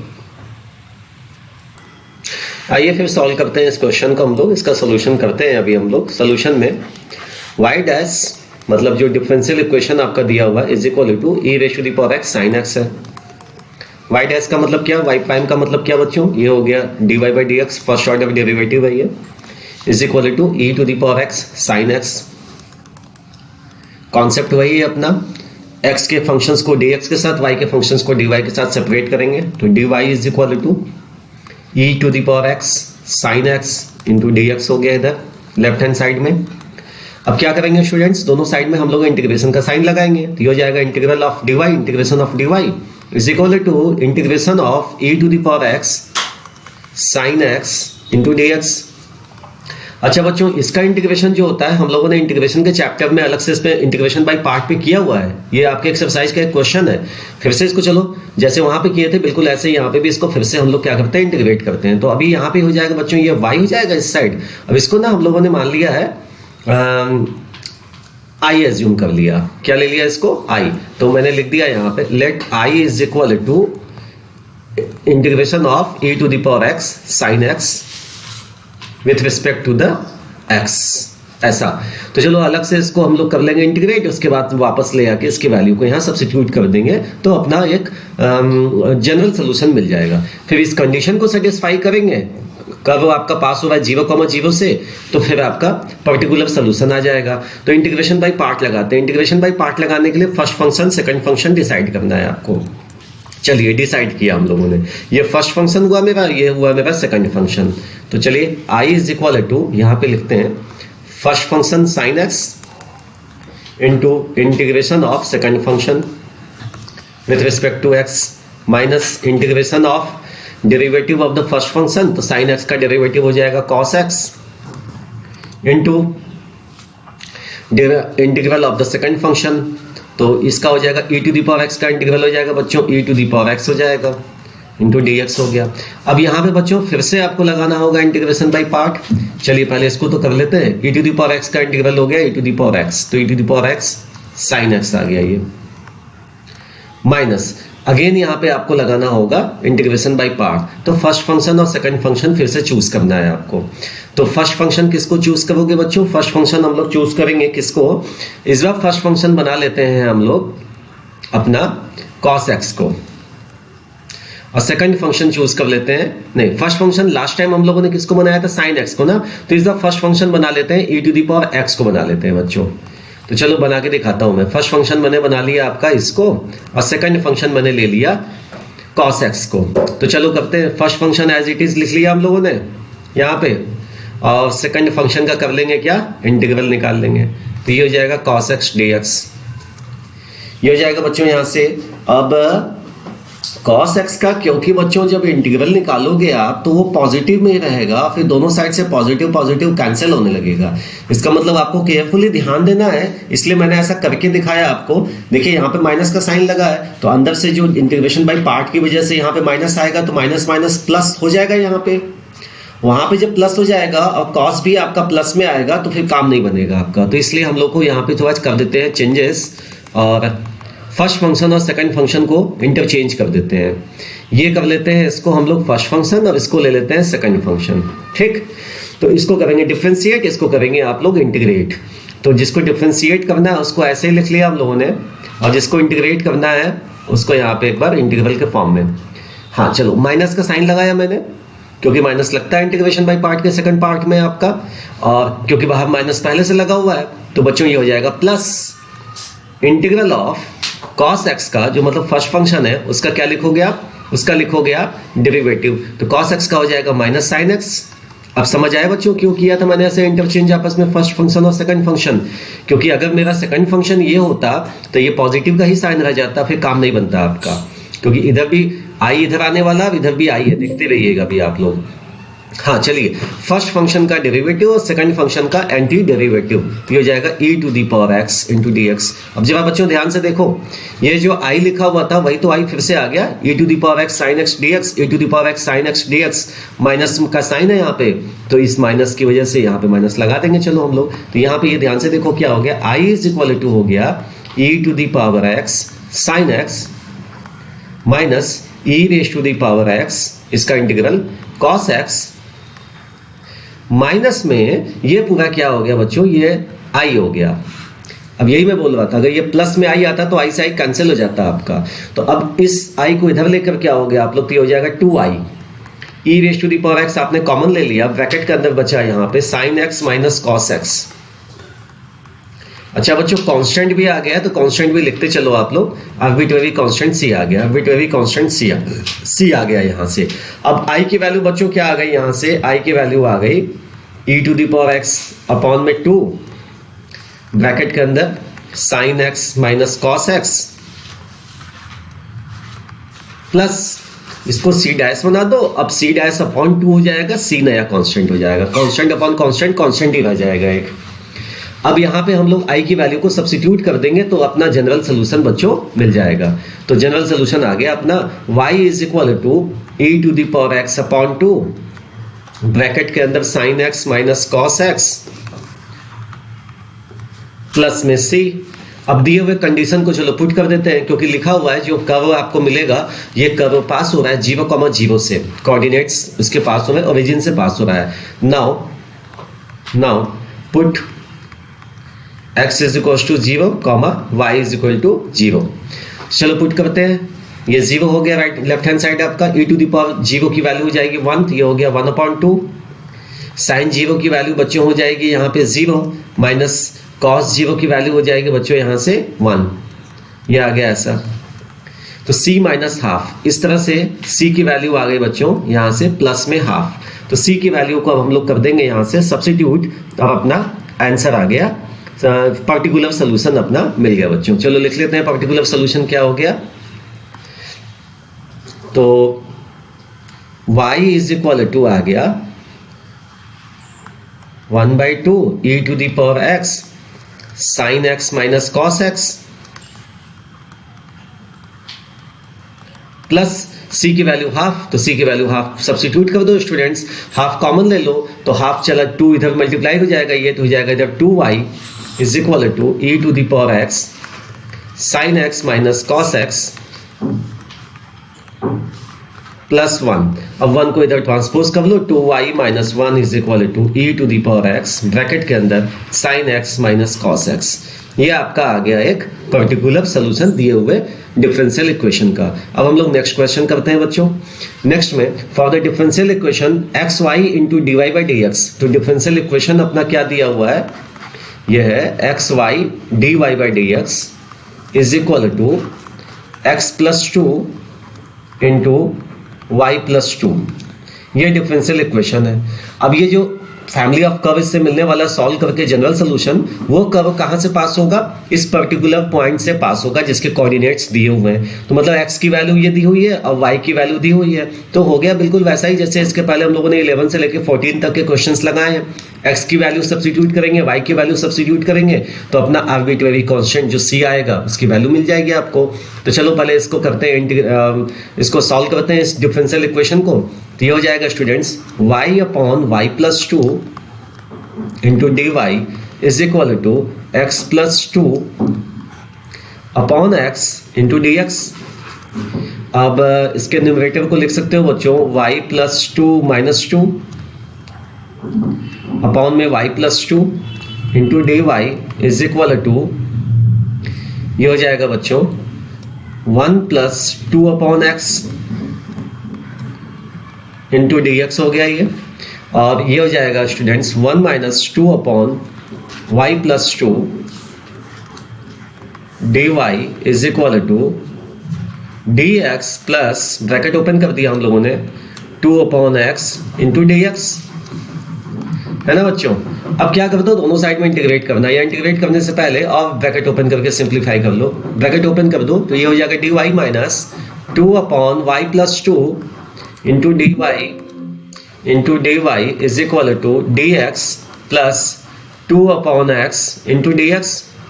Now integrating both the sides, दोनों साइड्स में बच्चों इंटीग्रेट कर दो तो ये हो जाएगा d y minus 2 upon y plus two into d y, यहाँ भी इंटीग्रेशन का साइन लगा दो, is equal to integral of d x plus integration of 2 upon x into d x. 1 into y का हो जाएगा बच्चों, डी वाई हो जाएगा y minus two log y plus two is equal to x plus two log x plus arbitrary constant x C आ गया students यहाँ से। अब ये हो गया बच्चों। अब इसके बाद क्या करेंगे, यहाँ पे आर्बिट्रेरी कांस्टेंट जो आ रहा है उसकी वैल्यू को भी निकालना रहेगा अभी हम लोग को। तो चलो उसकी वैल्यू को तो निकालेंगे, पहले इसको क्या कर लेते हैं, तो आप सिंपल फॉर्म में लिख लेते हैं इस सोल्यूशन को। तो ये हो जाएगा y minus x minus c is equal to 2 log x। अच्छा 2 log x को भी हम लोग कर देते हैं और सिंपल, इसको लिख सकते हो log x स्क्वायर। और देखो ये वाला टर्म इसको हम लोग ट्रांसपोज करके राइट हैंड साइड में ले जा रहे हैं, तो ये प्लस में हो जाएगा, प्लस में लिख दिया। एज वेल एज ये 2 जो है इसके एक्सपोनेंट में यहाँ पे आ जाएगा, तो इसको लिख दिया हम लोगों ने log y प्लस टू का होल स्क्वायर। अब अगेन यहाँ से log की प्रॉपर्टी लगाएंगे हम लोग, तो हो जाएगा y माइनस एक्स माइनस सी, इधर रहने दीजिए ऐसे ही। ये हो जाएगा log ऑफ ब्रैकेट के अंदर एक्स स्क्वायर इंटू, या ब्रैकेट मत लगाइए कि स्मॉल ब्रैकेट पहले से ही लगा हुआ है, log of x square into y plus two का होल स्क्वायर। ऐसा आ गया बच्चों ये, है ना। अब ये अगर चाहिए तो आप स्क्वायर ब्रैकेट लगा दीजिए यहाँ पे, ताकि बिल्कुल क्लियर रहे कि दोनों आपके प्रोडक्ट के फॉर्म में है। तो इसी नंबर का इन दोनों का ये लॉग लिख रखा है यहाँ से। अब चलो वैल्यू को सब्स्टिट्यूट करते हैं। क्या है वैल्यू सब्स्टिट्यूट करना है आपको रखना है, जब x की वैल्यू 1 है तो y की वैल्यू क्या है, -1 है। तो चलो सब्स्टिट्यूट कर दो, x की वैल्यू 1, y की वैल्यू -1, तो ये हो जाएगा आपका -1 -1 minus c is equal to log x की वैल्यू को 1 रखो, तो ये 1 का स्क्वायर 1 हो गया, ब्रैकेट के अंदर -1 प्लस 2, -1 प्लस 2 हो जाएगा स्टूडेंट्स 1, तो ये 1 का स्क्वायर फिर से 1। अब log 1 की वैल्यू बच्चों होती है 0, तो log 1 की वैल्यू 0 आ गई। इस तरह से c की वैल्यू आ गई प्लस में 2। अब इस c की वैल्यू जो प्लस 2 आई है, इसको बस आप सब्स्टिट्यूट कीजिए और आपका आ गया जनरल पर्टिकुलर सोल्यूशन। तो y माइनस एक्स, यहाँ पे बच्चों इस वाले स्टेप में इसको सब्स्टिट्यूट करना है हम लोग। इस स्टेप में जनरल सोल्यूशन यही था ना अपना, y minus x minus 2 is equal to हो गया स्टूडेंट्स ये log x square into y plus 2 का होल स्क्वायर। ये आ गया बच्चों आपका इस क्वेश्चन का आंसर। अब चलो नेक्स्ट क्वेश्चन हम लोग सॉल्व करते हैं। अगला है 17th नंबर, आपको इक्वेशन ऑफ कर्व फाइंड करना है जो कि कर्व इस दिए हुए पॉइंट से पास हो रहा है। तो इन पॉइंट्स के कोऑर्डिनेट्स दिए हुए पॉइंट के, फिर से एक्स और वाई की वैल्यू दे रखी है। At any point on the curve find the equation of the curve passing through the point given that at any point on the curve, इस पॉइंट पे the product of the slope, तो slope का of its tangent, tangent का जो slope होगा उस slope का product किसके साथ, इसके y कोऑर्डिनेट के साथ इक्वल होगा उसके x कोऑर्डिनेट से। बड़ा इजी बच्चों, चलो इसको लिख के मैं दिखाता हूँ, आपको समझाता हूँ क्या है। मान लीजिए कोई एक आपके पास में कर्व है, उस कर्व के किसी एक पॉइंट x, y पे, सपोज ये एक आपके पास में कोई कर्व है, कोई कैसा भी कर्व है ये। अब इसका आपने बनाया इस पॉइंट x, y पे क्या बनाया आपने, एक टेंजेंट ड्रॉ किया। ये मैंने बनाया देखो x, y पे एक टेंजेंट यहाँ बना दिया इस पॉइंट पे। तो दिया करना क्या है आपको, इस टेंजेंट का बच्चों स्लोप क्या होता है, टेंजेंट का स्लोप होता है, मैं लिख रहा हूं slope of the tangent, slope of the tangent ये होता है dy by d x is equal to dy by d x. अच्छा, क्वेश्चन में दिया क्या है, स्लोप ऑफ द टेंजेंट जो है ये, अब इसका प्रोडक्ट y कोऑर्डिनेट के साथ इक्वल होगा इस पॉइंट के x कोऑर्डिनेट के साथ। तो according to question, product of slope of the tangent that is dy by d x with y is equal to the x coordinate, यही तो है आपका दिया हुआ। तो ये तो बच्चों एक डिफरेंशियल इक्वेशन, इससे सिंपल डिफरेंशियल इक्वेशन तो अभी तक जितने क्वेश्चन हम लोगों ने किए बच्चों, एक भी क्वेश्चन भी नहीं था। तो ये बस आपका स्टेटमेंट के फॉर्म में ऐसा लिखा हुआ था, तो कॉन्सेप्ट चेकिंग बस है यहाँ पे कि आपको दिया हुआ स्टेटमेंट कितने अच्छे से समझ में आ रहा है, आप लाइंस स्लोप्स कितने अच्छे से अंडरस्टैंड करते हो। और अगर ये अच्छे से आप समझते हो तो dy by d x into y is equal to x, तो डिफरेंशियल इक्वेशन के पॉइंट ऑफ व्यू से तो बहुत ईजी क्वेश्चन है ये बच्चों स्टूडेंट्स। तो अब यहाँ पे इसको आपको करना है, सोल्यूशन इसका निकालना है। तो ये हो गया y dy is equal to x d x, दोनों साइड में इंटीग्रेट कर लो, ये हो गया y dy is equal to integration of x dx। मैं लाइन प्लॉट करके इसी पेज पे कर दे रहा हूं ताकि इसको मूव ना करना पड़े इस पेज को। अच्छा, y dy क्या हो जाएगा स्टूडेंट्स, ये हो जाएगा y स्क्वायर अपॉन में 2, इसका इंटीग्रेशन हो गया, is equal to x square upon में 2 इधर हो गया, प्लस एक कांस्टेंट c आ गया। अब क्या करेंगे स्टूडेंट्स, हम लोग x और y की वैल्यू को सब्स्टिट्यूट कर देंगे। तो लिख दीजिए यहाँ पे put x is equal to 0 when y is equal to -2। चलो पुट करते हैं, y की वैल्यू -2 पुट करेंगे, अब उसका स्क्वायर करेंगे तो ये हो जाएगा 4/2 इज इक्वल टू, ये 0 हो गया, प्लस c की वैल्यू आ गई स्टूडेंट्स, यहाँ से 2 आ गई c की वैल्यू। तो c की वैल्यू 2 आने से ये हो गया students y square upon 2 minus में, अब वैल्यू को सब्स्टिट्यूट कर रहे हैं हम लोग इस जनरल सोल्यूशन, ये है जनरल सोल्यूशन। c की वैल्यू को पुट करके हम लोग पर्टिकुलर सोल्यूशन पे पहुंच रहे हैं, इज इक्वल टू c की वैल्यू हो गई बच्चों 2, तो ये हो गया y square minus x square is equal to 4। ये आ गया बच्चों आपका इसका पर्टिकुलर सोल्यूशन आ गया इस क्वेश्चन का आपका। हाँ, तो चलो बच्चों ये क्वेश्चन देखते हैं। यहाँ पे क्या दिया हुआ है इस क्वेश्चन में, मान लो सपोज आपके पास में कोई एक कर्व है, ये ऐसा, इस कर्व पे कोई एक पॉइंट दिया हुआ है x, y। अब इस पॉइंट से पास होते हुए कोई एक टेंजेंट बना दी हम लोगों ने, ये एक टेंजेंट हम लोगों ने बच्चों यहाँ पे प्लॉट कर दिया, इस पॉइंट से पास होता हुआ, ठीक, ये बना दिया, ये पॉइंट इस पॉइंट से टेंजेंट पास हो रहा है। तो इस टेंजेंट का स्लोप निकाल सकते हैं हम लोग, इसका स्लोप हो जाएगा dy बाई डी एक्स, और ये जो पॉइंट है x, y, इससे एक और पॉइंट को ज्वाइन करके एक सेगमेंट बना लो। दूसरा पॉइंट क्या है, ये -4, -3, ये एक सेगमेंट मिल जाएगा आपको। इस सेगमेंट का भी अपना कुछ स्लोप होगा, बिल्कुल होगा।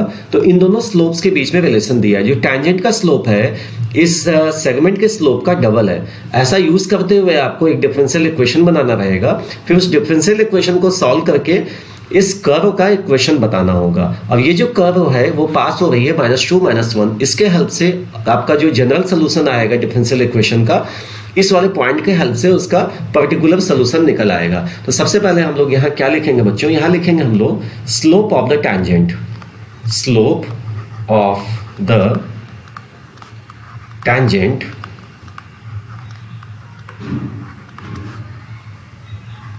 Eight point x, y। तो बच्चों स्लोप क्या आ गया इसका स्टूडेंट्स, इसका स्लोप हो गया dy by d x.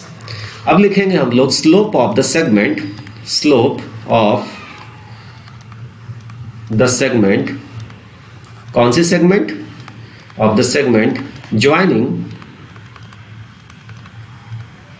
Joining points, दो पॉइंट्स को ज्वाइन कर रहे हैं, वो दो पॉइंट्स हैं आपके x, y एंड -4, -3।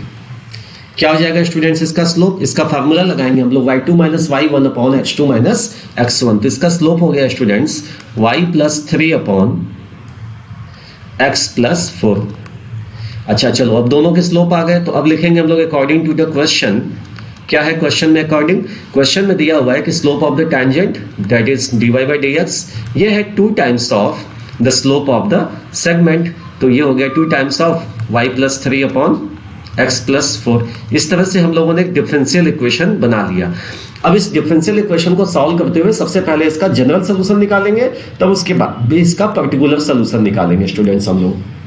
तो चलो ये सॉल्व करते हैं इसको। ये हो जाएगा आपका 1 upon y + 3 dy is equal to 2 upon x + 4 dx।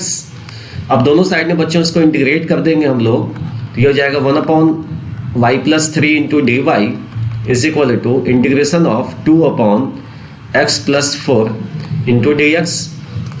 तो इस साइड में इंटीग्रेशन इसका आ जाएगा students log of y + 3 log of y + 3 is equal to इधर हो जाएगा 2 ऑफ log ऑफ x + 4। अब यहाँ पे बच्चों एक कांस्टेंट c आ गया, आर्बिट्रेरी कांस्टेंट c आ गया। अब इसको लिखेंगे हम लोग log of y + 3 minus log of, ये 2 को बच्चों इसके एक्सपोनेंट पे भेज देंगे, तो ये हो जाएगा x + 4 का whole square is equal to हो गया c।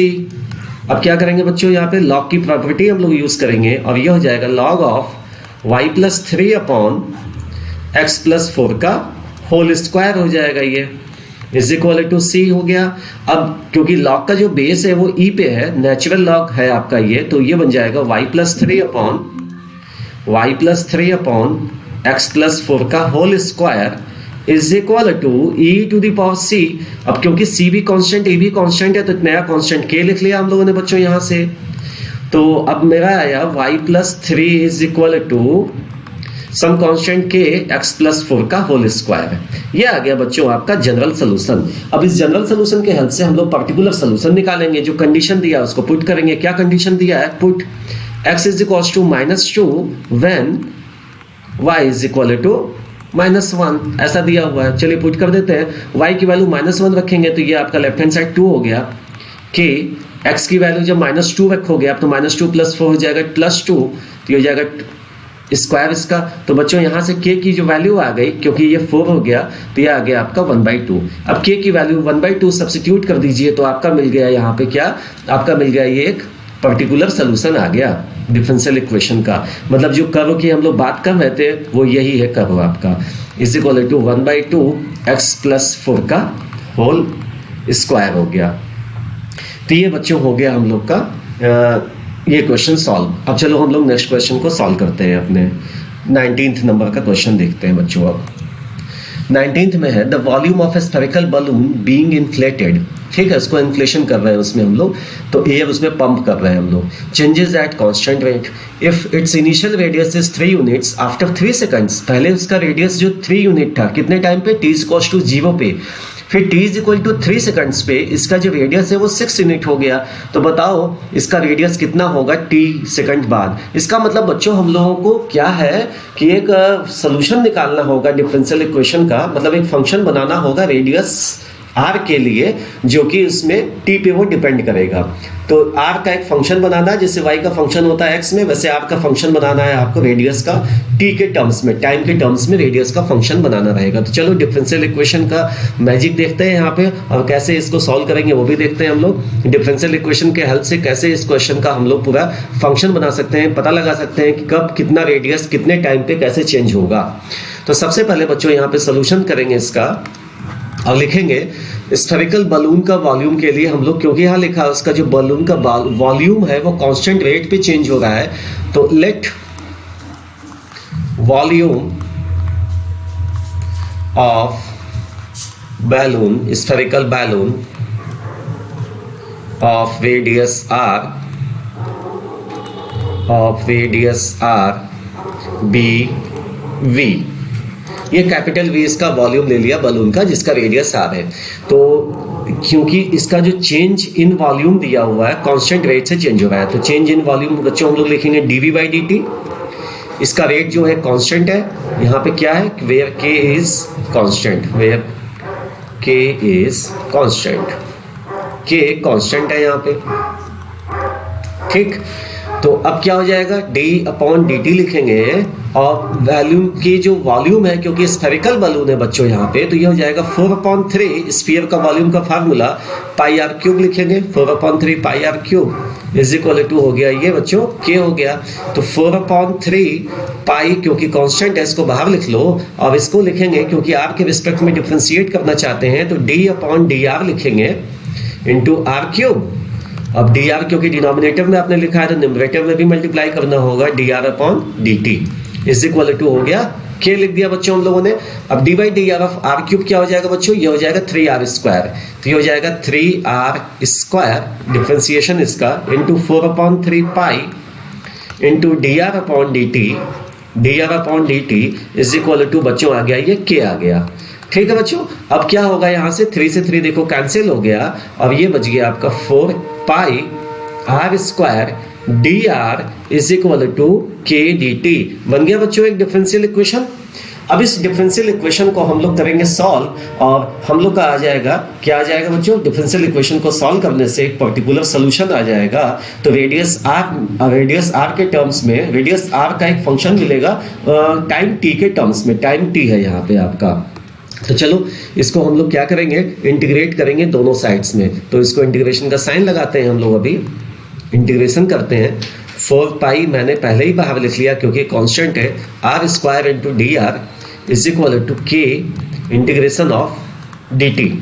तो r² का बच्चों इंटीग्रेशन हो जाएगा into r³/3 is equal to हो गया बच्चों k into t plus constant c यहाँ पे क्या बच्चों है, c एक आर्बिट्रेरी कांस्टेंट है बच्चों। ये देखो जनरल सोल्यूशन तो आ गया, लेकिन हम लोग को क्या निकालना है, हम लोगों को निकालना है इसका एक पर्टिकुलर सोल्यूशन। तो यहाँ पे देखो दो कंडीशंस बच्चों दिए हुए हैं क्योंकि दो कांस्टेंट मिल रहा है ना आपको, एक कांस्टेंट k है, कांस्टेंट c है, तो दोनों का आपको वैल्यू बताने के लिए आपको दो इक्वेशंस चाहिए होंगे। तो दो इक्वेशंस दिया है, क्या दिया है पहला इक्वेशन, टाइम की वैल्यू जब 0 है तो रेडियस उसका 3 है, और टाइम की वैल्यू जब 3 है तो रेडियस उसका हो गया है 6। तो इसको यूज करते हुए हम लोग निकालेंगे स्टूडेंट्स। पहले क्या लिखेंगे हम लोग, व्हेन पहला condition time is equal to 0, radius is 3 unit, तो रेडियस को 3 यूनिट पुट करेंगे यहाँ पे हम लोग। ये हो जाएगा स्टूडेंट्स 4 पाई/3, ये हो जाएगा 27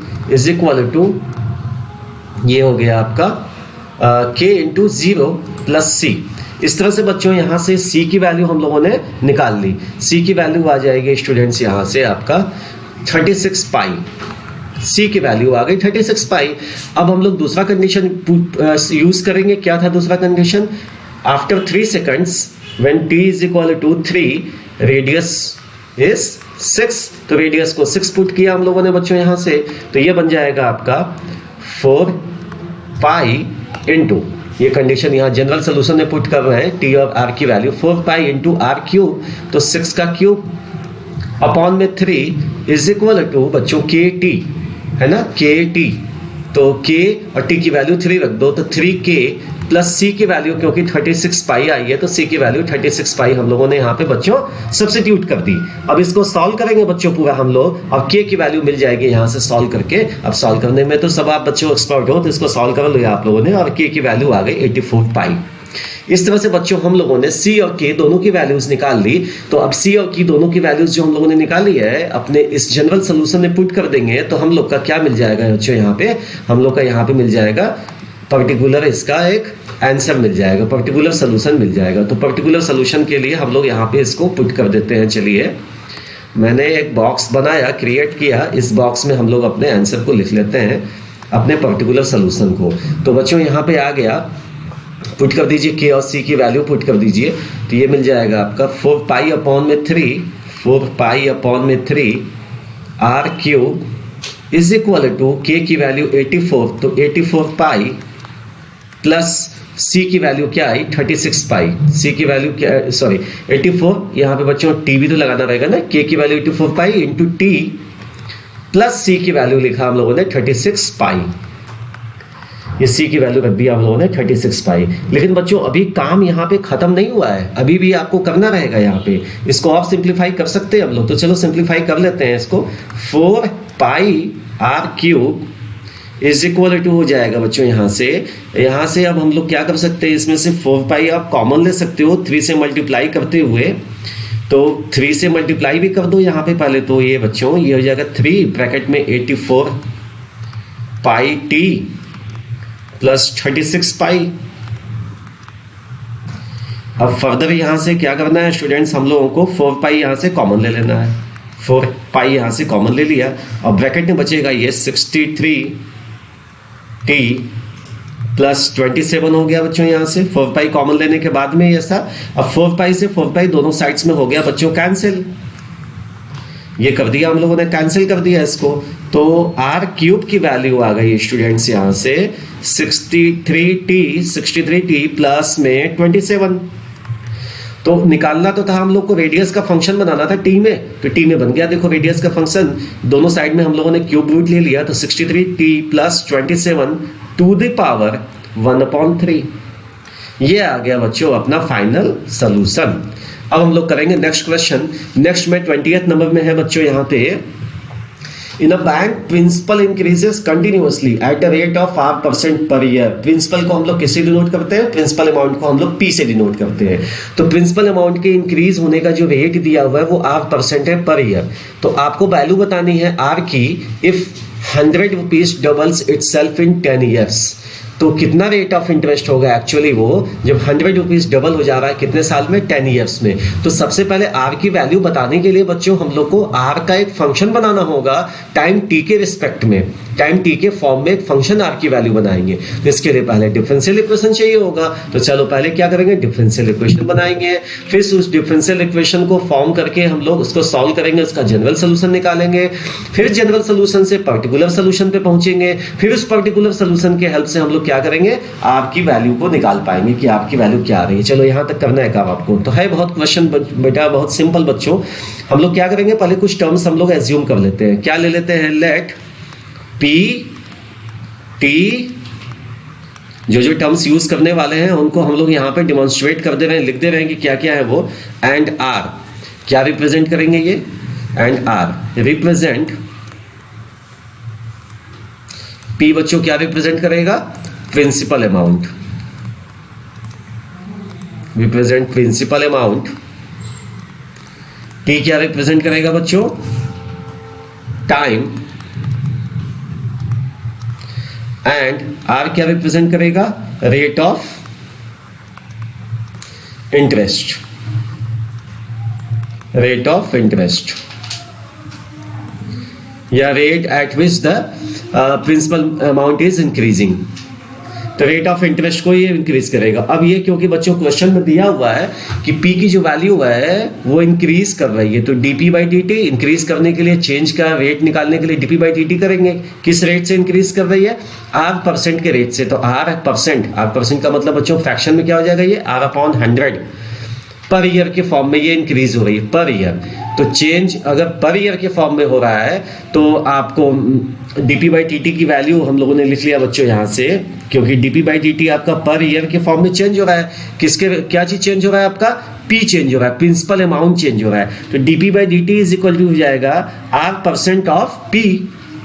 देखिए क्या लिखा है, principal increases continuously at the rate of r percent के रेट से ये चेंज इंक्रीज कर रहा है, तो ये लिखा हम लोगों ने dp by d t is equal to r percent of p, तो ये लिख लिया हम लोगों ने बच्चों इसको। अब ये क्या करेंगे, क्योंकि डिफरेंशियल इक्वेशन बन गया है तो इस डिफरेंशियल इक्वेशन को चलो करेंगे यहाँ पे सॉल्व, तो dp by p is equal to हो जाएगा स्टूडेंट्स यहाँ से आर अपॉन में 100 इंटू डी टी हो गया ये।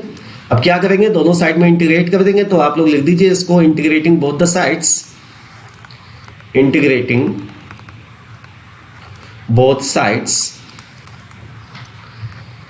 डिफरेंशियल इक्वेशन को इंटीग्रेट सॉल्व करके हम लोग जनरल सोल्यूशन फिर उसके बाद पर्टिकुलर निकालेंगे बच्चों। तो यहाँ पे हो जाएगा integration of d by p is equal to 1/100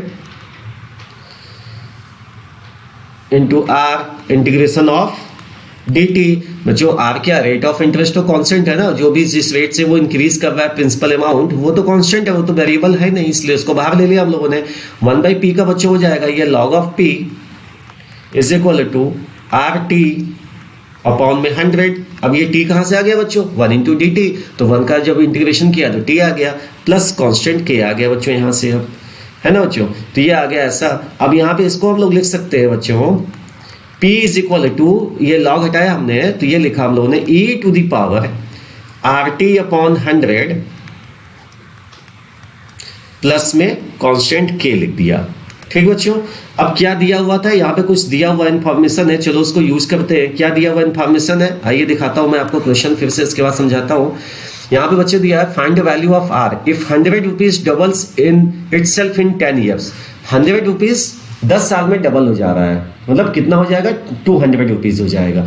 तो इनिशियली मनी कितना है, जब टी की वैल्यू 0 है तो टी की वैल्यू 0 पे पी की वैल्यू कितनी है बच्चों, पी की वैल्यू 100 है। तो मैंने लिखा यहाँ पे condition it is given that when t is equal to 0 the principal amount is 100। तो मैंने 100 लिख दिया इसको। तो यहाँ पे बच्चों वैल्यूज को सब्स्टिट्यूट करेंगे, क्योंकि दो अननोन है यहाँ पे, तो दो कांस्टेंट्स आपको आर और के दो आपको अननोन निकालने हैं, तो दो इक्वेशंस चाहिए होंगे आपको। टी की वैल्यू 0 रखा मैंने, पी की वैल्यू 100 हो गई, तो 100 is equal to e to the power. तो बच्चों यहाँ पे जब टी की वैल्यू 0 किया तो पूरा इसका एक्सपोनेंट ही 0 हो गया पूरा आपका, और ये हो गया आपका प्लस में के, ये वाला टर्म पूरा 0 हो गया, प्लस में के हो गया। तो यहां से आ गया बच्चों ये e to the power k की वैल्यू आती है इस तरह से 100 आती है बच्चों यहाँ पे। ठीक, अब चलिए दूसरा कंडीशन यूज करते हैं। जब टाइम आपका 10 इयर्स हो गया तो प्रिंसिपल कितना हो गया, प्रिंसिपल डबल हो गया, मतलब कितना हो गया 200 हो गया। तो इसको भी लिखेंगे condition when t is equal to 10 p की वैल्यू हो गई बच्चों यहाँ से 200 रुपीज हो गए। तो चलो इसको सब्स्टिट्यूट करते हैं, तो रखते हैं वैल्यूज को अपने यहाँ पे हम लोग। तो ये हो जाएगा बच्चों यहाँ पे आपका 200 is equal to this time ये हो गया e to the power r into 10, t की वैल्यू यहां से रखा मैंने 10 अपॉन 100 प्लस k, यहां पे लिखा मैंने प्लस में k लिख दिया। अच्छा प्लस में k को चलिए अभी करके दिखाता हूं, पहले उसका स्प्लिट करता हूं। प्लस में k लिख दिया बच्चों यहाँ पे, ये हो गया 200 is equal to e to the power r upon 10 into e to the power k लिख सकते हैं आप एक्सपोनेंट का लॉ लगा के, क्योंकि e to the power k की वैल्यू पता है अपने लोग को, क्या है वो है आपका 100। तो यहाँ पे मैंने रखा 200 is equal to e to the power k की वैल्यू 100 सब्स्टिट्यूट की into e to the power r upon 100 हो गया।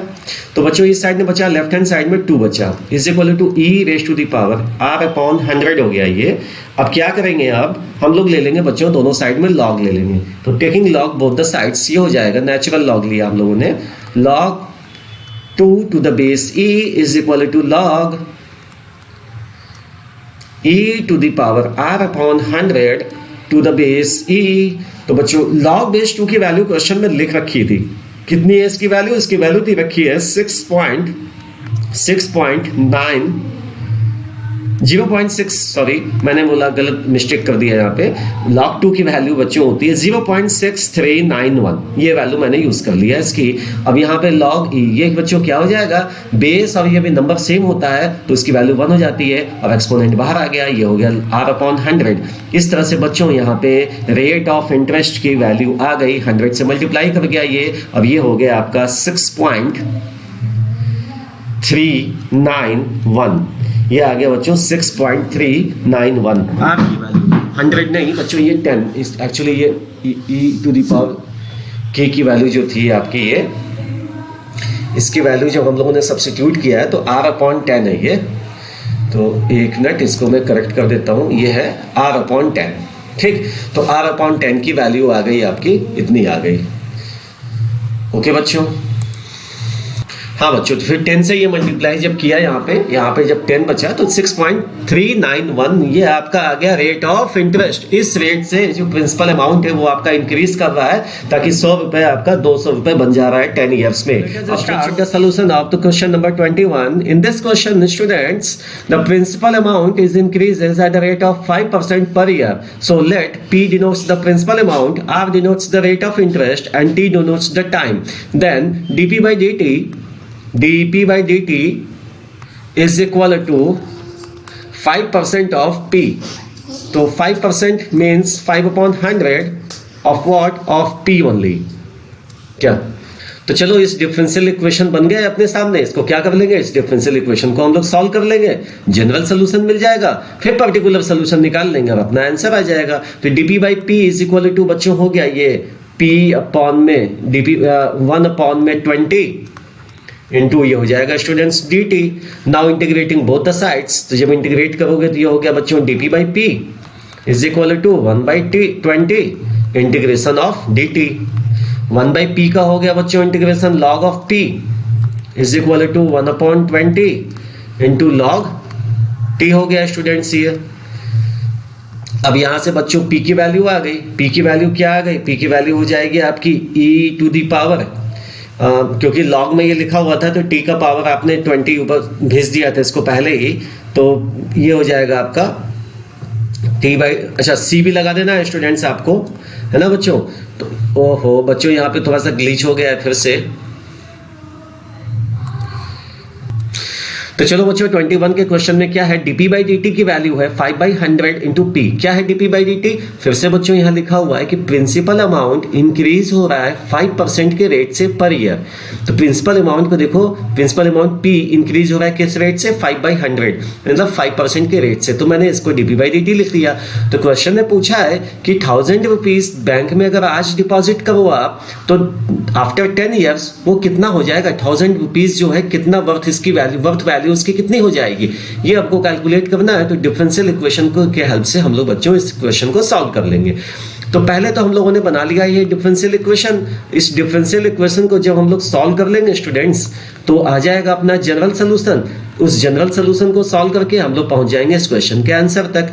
अब बच्चों दोनों साइड में क्या कर देंगे, इसको इंटीग्रेट कर देंगे, तो ये हो जाएगा dp अपॉन में p plus 1/20 integration of dt। तो 1/p का बच्चों इंटीग्रल आ गया log of p is equal to 1/20 into t। तो t को मैंने न्यूमरेटर में यहां लिख दिया, प्लस कांस्टेंट c आ गया स्टूडेंट्स। तो p log हटा दिया मैंने, e टू दी पावर हो गया ये t/20 प्लस c, ये एक्सपोनेंट में चला गया e के। तो अब बच्चों क्या है, अपने पास में जो इंफॉर्मेशन दिया हुआ उसको यूज करते हुए हम लोग वैल्यूज निकालेंगे। तो इनिशियल अमाउंट p की वैल्यू कितनी है, 1000 रुपीज है, तो इनिशियल अमाउंट है, इसलिए मैंने लिखा जब t की वैल्यू 0 है, मतलब इनिशियल अमाउंट की वैल्यू है उस समय p की वैल्यू 1000 है। तो चलो उसको सब्स्टिट्यूट कर देते हैं। तो p की वैल्यू 1000 लिख लिया हम लोगों ने यहाँ पे, और e का पावर हो जाएगा बच्चों 0/20 0, तो बच जाएगा केवल c। तो इस तरह से बच्चों e to the power c की वैल्यू अपने को मिल गई है। इसको ले लेते हैं हम लोग दो इक्वेशंस बना लेते हैं। इसको बना लेते हैं इक्वेशन नंबर 1, अब इसको लिख लेते हैं बच्चों हम लोग इक्वेशन नंबर 2। अब बच्चों यहाँ पे देखो एक और कांस्टेंट बचा हुआ है जिसकी वैल्यू हम लोग को निकालनी रहेगी। क्या बचा हुआ है यहाँ पे, एक तो हम लोगों ने निकाल लिया e का पावर c। अब क्या है, t इज इक्वल टू 10 हम लोग को रखना है, क्योंकि अपने को जो आंसर निकालना है कितने टाइम के बाद p की वैल्यू निकालनी है, आपको निकालनी है आफ्टर 10 ईयर्स। तो हम लोग लिख लेते हैं when time is equal to 10 years. तो अब रखते हैं, अब देखते हैं अपनी p की वैल्यू कितनी आएगी, वही अपना आंसर मिल जाएगा। तो when t is equal to 10, तो इसको सब्स्टिट्यूट कर देंगे, t की वैल्यू 10 कहां पे, आप इक्वेशन नंबर 1 में सब्स्टिट्यूट कर देंगे। तो log of p will become, ये हो जाएगा log ऑफ p बोलिए या इसमें p में रखिए, इसमें डायरेक्ट रखिए, इसमें हम लोग इसमें रखते हैं ना, इसलिए सिंप्लीफाइड किए थे इसको।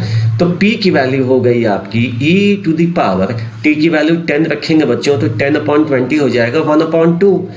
और प्लस में सी है तो मैंने लिखा प्लस में सी इज इक्वल टू, थोड़ा इसको सिंप्लीफाई करो स्टूडेंट, सी हो जाएगा e to the power 1/2 into e to the power c। अच्छा e to the power c की वैल्यू बच्चों क्या लिखा हम लोगों ने, इसकी वैल्यू लिखी हुई है 1000, तो इसकी वैल्यू लिख ली 1000 into e to the power 1/2 का वैल्यू बच्चों क्वेश्चन में लिया हुआ है, मतलब e टू द पावर 0.5 की वैल्यू दे रखी है, वो दी हुई है 1.648 दिया हुआ है, तो इसकी वैल्यू को हम लोगों ने e टू द पावर 1/2 की वैल्यू को सब्स्टिट्यूट कर दिया और p की वैल्यू बच्चों हम लोगों की आ गई 1648 रुपीज आपका वैल्यू हो जाएगा, इतना इसकी वर्थ वैल्यू हो जाएगी 1000 रुपीज की आफ्टर 10 इयर्स। बच्चों हो गया ये क्वेश्चन नंबर आपका 21 भी सॉल्व। अब देखेंगे बच्चों हम लोग 22 नंबर का क्वेश्चन। 22 नंबर में क्या हो रखा है, in a culture the bacteria count, initial count of bacteria is 1 lakh, the number is increasing by 10% in 2 hours. तो नंबर इंक्रीज हो गया 2 घंटे में आपका, किस रेट से, 10% के रेट से।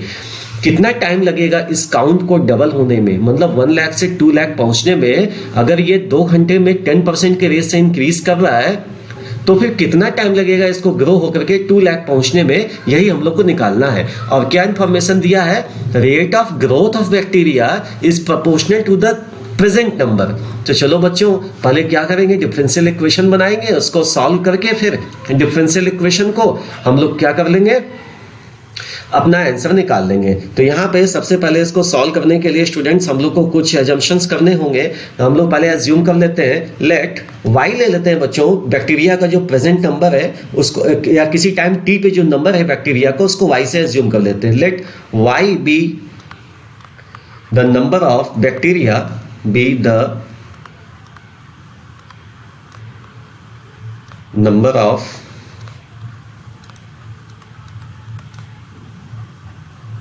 Bacteria at any instant t, मतलब किसी भी टाइम t पे बैक्टीरिया का जो काउंट है वो हम लोगों ने एज्यूम कर लिया है, वो y है बच्चों। अब क्या दिया हुआ है क्वेश्चन में कि rate of growth of the bacteria is directly proportional to the number, present number. तो बैक्टीरिया का जो ग्रोथ का रेट है, तो y नंबर है अगर बैक्टीरिया का, तो उसका किस रेट से वो ग्रो कर रहा है, तो उसको निकालने के लिए क्या करेंगे हम लोग, dy/dt लिखेंगे बच्चों। लिख दिया मैंने, यहाँ पे लिख देना है आपको अकॉर्डिंग टू द क्वेश्चन। तो rate of grow of bacteria is directly proportional to its present number, तो प्रेजेंट नंबर y है तो डायरेक्टली प्रोपोर्शनल कर दिया बच्चों हम लोगों ने। दिस इंप्लाइज दैट, अब ये प्रोपोर्शनलिटी का साइन आप लोग हटाओगे बच्चों तो यहाँ पे आ जाएगा एक कांस्टेंट के वाई आ गया, मेंशन कर दो क्या है, वेयर के इज अ कांस्टेंट, वेयर के इज अ कांस्टेंट, इसको मेंशन कर दिया बच्चों हम लोगों ने।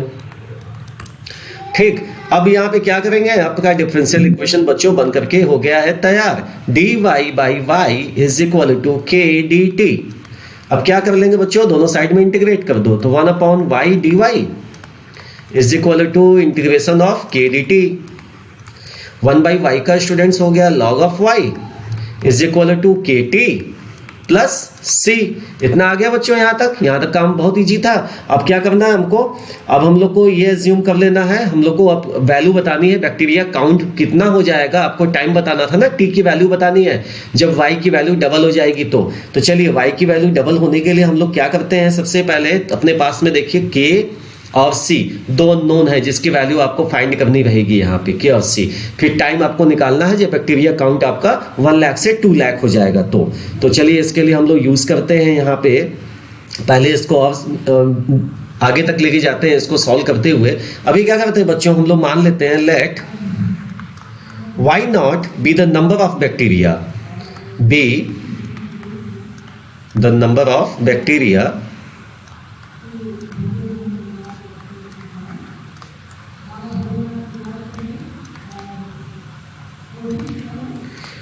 Eight t is equal to 0, मतलब बिल्कुल स्टार्टिंग में जब टाइम काउंट करना हम लोगों ने जहां से स्टार्ट किया था वहां पे बैक्टीरिया का नंबर वाई नॉट है।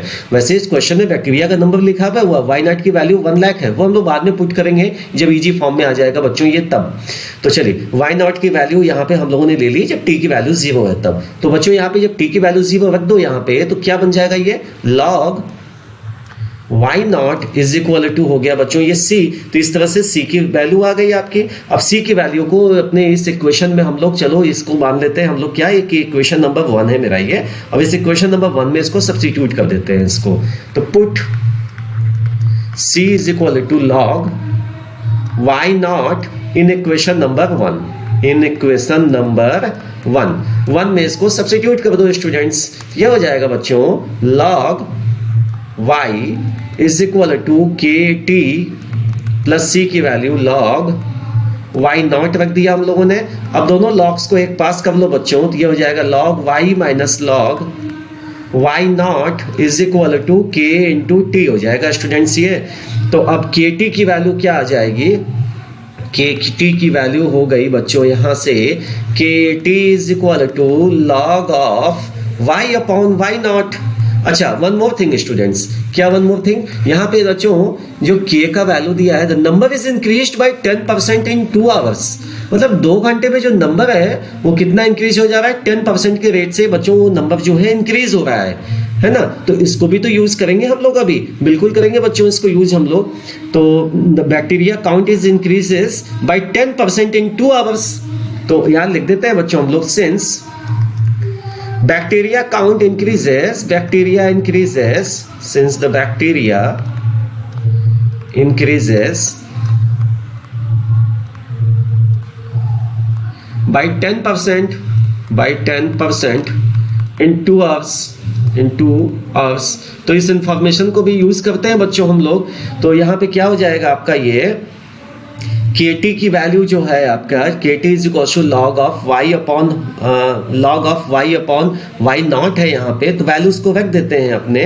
तो ये बन जाएगा actually y upon y not is equal to क्या हो जाएगा बच्चों, ये हो जाएगा आपका, हाँ तो बच्चों यहां से मैंने बोला जैसा कि आपसे कि t की वैल्यू जब हो गई 2 आवर्स तो बैक्टीरिया काउंट हो गया 10% से इंक्रीज। तो एक काम कर सकते हैं, इसको और इजी मेथड में आपको समझाता हूं। तो बच्चों यहाँ पे लिखा मैंने k की वैल्यू निकालनी है, टाइम कितना हो गया 2 आवर्स हो गया, चलिए टाइम हो गया 2 hours is equal to log of, अच्छा y नॉट क्या था बच्चों, y नॉट था आपका इनिशियल काउंट कितना था 1 लाख था ये, तो 1 लाख लिखा हम लोगों ने। तो अच्छा 10% 1 लाख का इंक्रीज होगा बच्चों, तो कितना आ जाएगा 1,10,000 हो जाएगा। तो मैंने लिखा वो भी लिखा 1,10,000 लिख दिया है बच्चों यहाँ पे मैंने। अब क्या हो जाएगा ये देखिए सिंप्लीफाइड हो गया, तो 110 अपॉन 100 आ गया ये। तो एक्चुअली ये हो गया स्टूडेंट्स अभी k इज इक्वल टू, इसको लिख सकते हैं 1/2 log ऑफ 110 अपॉन 100। ठीक बच्चों, तो यहां से देखो k की वैल्यू निकल आई, k की वैल्यू भी आ गई है, और अब हम लोग इसको पुट कर सकते हैं अपने जनरल सोल्यूशन में, जिसके हेल्प से हम लोग का बच्चों क्या आ जाएगा आंसर t की वैल्यू आ जाएगी फिर। तो t की वैल्यू को पाने के लिए सबसे पहले हम लोग क्या करेंगे, देखिए आप, ये बना था अपना फर्स्ट इक्वेशन जो जनरल सोल्यूशन बना था। इसको सॉल्व करते हुए बच्चों हम लोग आए, t की वैल्यू 0 लेकर आए, तो यहाँ पे kt की वैल्यू यहाँ पे आ गई थी आपका, ऐसा करके आ गया था। जब आपको बैक्टीरिया काउंट हम लोगों ने y नॉट एज्यूम कर लिया था, टाइम इनिशियल टाइम 0 पे, तो k की वैल्यू यहाँ से मिल गई है। अब इस k की वैल्यू के हेल्प से हम लोग क्या करेंगे, t की वैल्यू को निकालेंगे अपने। तो t का वैल्यू यहाँ से देखिए, ये मैं इसको इस साइड में कर दे रहा हूँ ताकि आप बच्चों को इजी समझ में आएगा। ये यहाँ पे एक लाइन मैंने ड्रॉ कर दिया, और इसी बगल में इसको मैं सॉल्व कर दूंगा बच्चों, इसी के बगल में।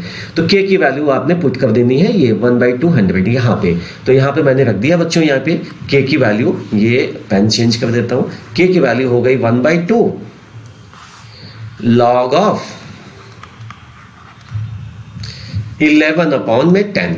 ठीक बच्चों, इधर हो गया ये, इंटू में t है, तो इंटू में लिखा हम लोगों ने k की वैल्यू के बाद t is equal to log of y upon y not है, तो मैंने लिखा बच्चों ये y अपॉन में y नॉट लिख दिया यहाँ पे। तो इस तरह से बच्चों t की वैल्यू बन गई आपकी, t इज इक्वल टू हो गया 2, इधर में आ गया log of y upon y not upon log of 11 upon 10 हो गया बच्चों ये अभी, है ना बच्चों। अब देखिए, अब एक इंफॉर्मेशन और लास्ट है, उसको यूज कीजिए और अपना आंसर आ जाना है। क्या इक्वेशन है बच्चों लास्ट, अपना इक्वेशन ये लास्ट हम लोग यूज कर सकते हैं कि जो काउंट है आपका बैक्टीरिया का, जो काउंट है, देखिए क्या दिया हुआ है, बैक्टीरिया का काउंट हम लोग को जो निकालना है, in how many hours bacteria count reach 2 lakh. है ना। अब इनिशियल काउंट था 1 लाख, तो इनिशियल काउंट और फाइनल काउंट रख दीजिए, you will get the answer. तो चलिए रख देते हैं, ये हो जाएगा बच्चों 2 log फाइनल काउंट कितना कर देना है आपको, 2 लाख कर देना। तो मैंने लिख दिया 2 लाख, 1 2 3 4 5 अपॉन इनिशियल काउंट कितना है बच्चों 1 लाख है, तो 1 2 3 4 5 अपॉन में log 11 अपॉन 10 ऐसा लिखा बच्चों मैंने यहाँ पे। तो ये क्या हो गया बच्चों, ये हो गया 2 log 2 अपॉन log 11 अपॉन 10। ये आ गया बच्चों आपका आंसर। बैक्टीरिया काउंट 1 लाख से 2 लाख पहुंचने में इतना टाइम लगेगा, यही हम लोग का फाइनल आंसर है। ये हो गया बच्चों आपका ये क्वेश्चन का आंसर। अब बच्चों है 23rd नंबर का क्वेश्चन जो लास्ट है इस वीडियो का अपने, और ये क्योंकि एक ऑब्जेक्टिव क्वेश्चन है इसलिए मैं अगर आप लोगों को छोड़ दूं आप लोगों के लिए तो क्या कर लोगे आप लोग, बहुत अच्छे से कर ले जाओगे आप लोग। इस डिफरेंशियल इक्वेशन को सॉल्व करना है आपको और जनरल सोल्यूशन बनाना है बच्चों। बड़ा इजी है, वेरिएबल सेपरेबल फॉर्म में सेपरेट कर लेना और इसका आंसर आ जाएगा। बच्चों ये वीडियो कैसा लगा आप लोगों को कमेंट सेक्शन में जाके बताइएगा जरूर। और अगर अभी तक आप लोगों ने मेरे चैनल को सब्सक्राइब नहीं किया है तो बच्चों बहुत मेहनत से हम लोग वीडियोस बनाते हैं आप लोग के लिए ऐसे इन्फॉर्मेटिव, तो चैनल को सब्सक्राइब जरूर कर दीजिए ताकि ऐसे इन्फॉर्मेटिव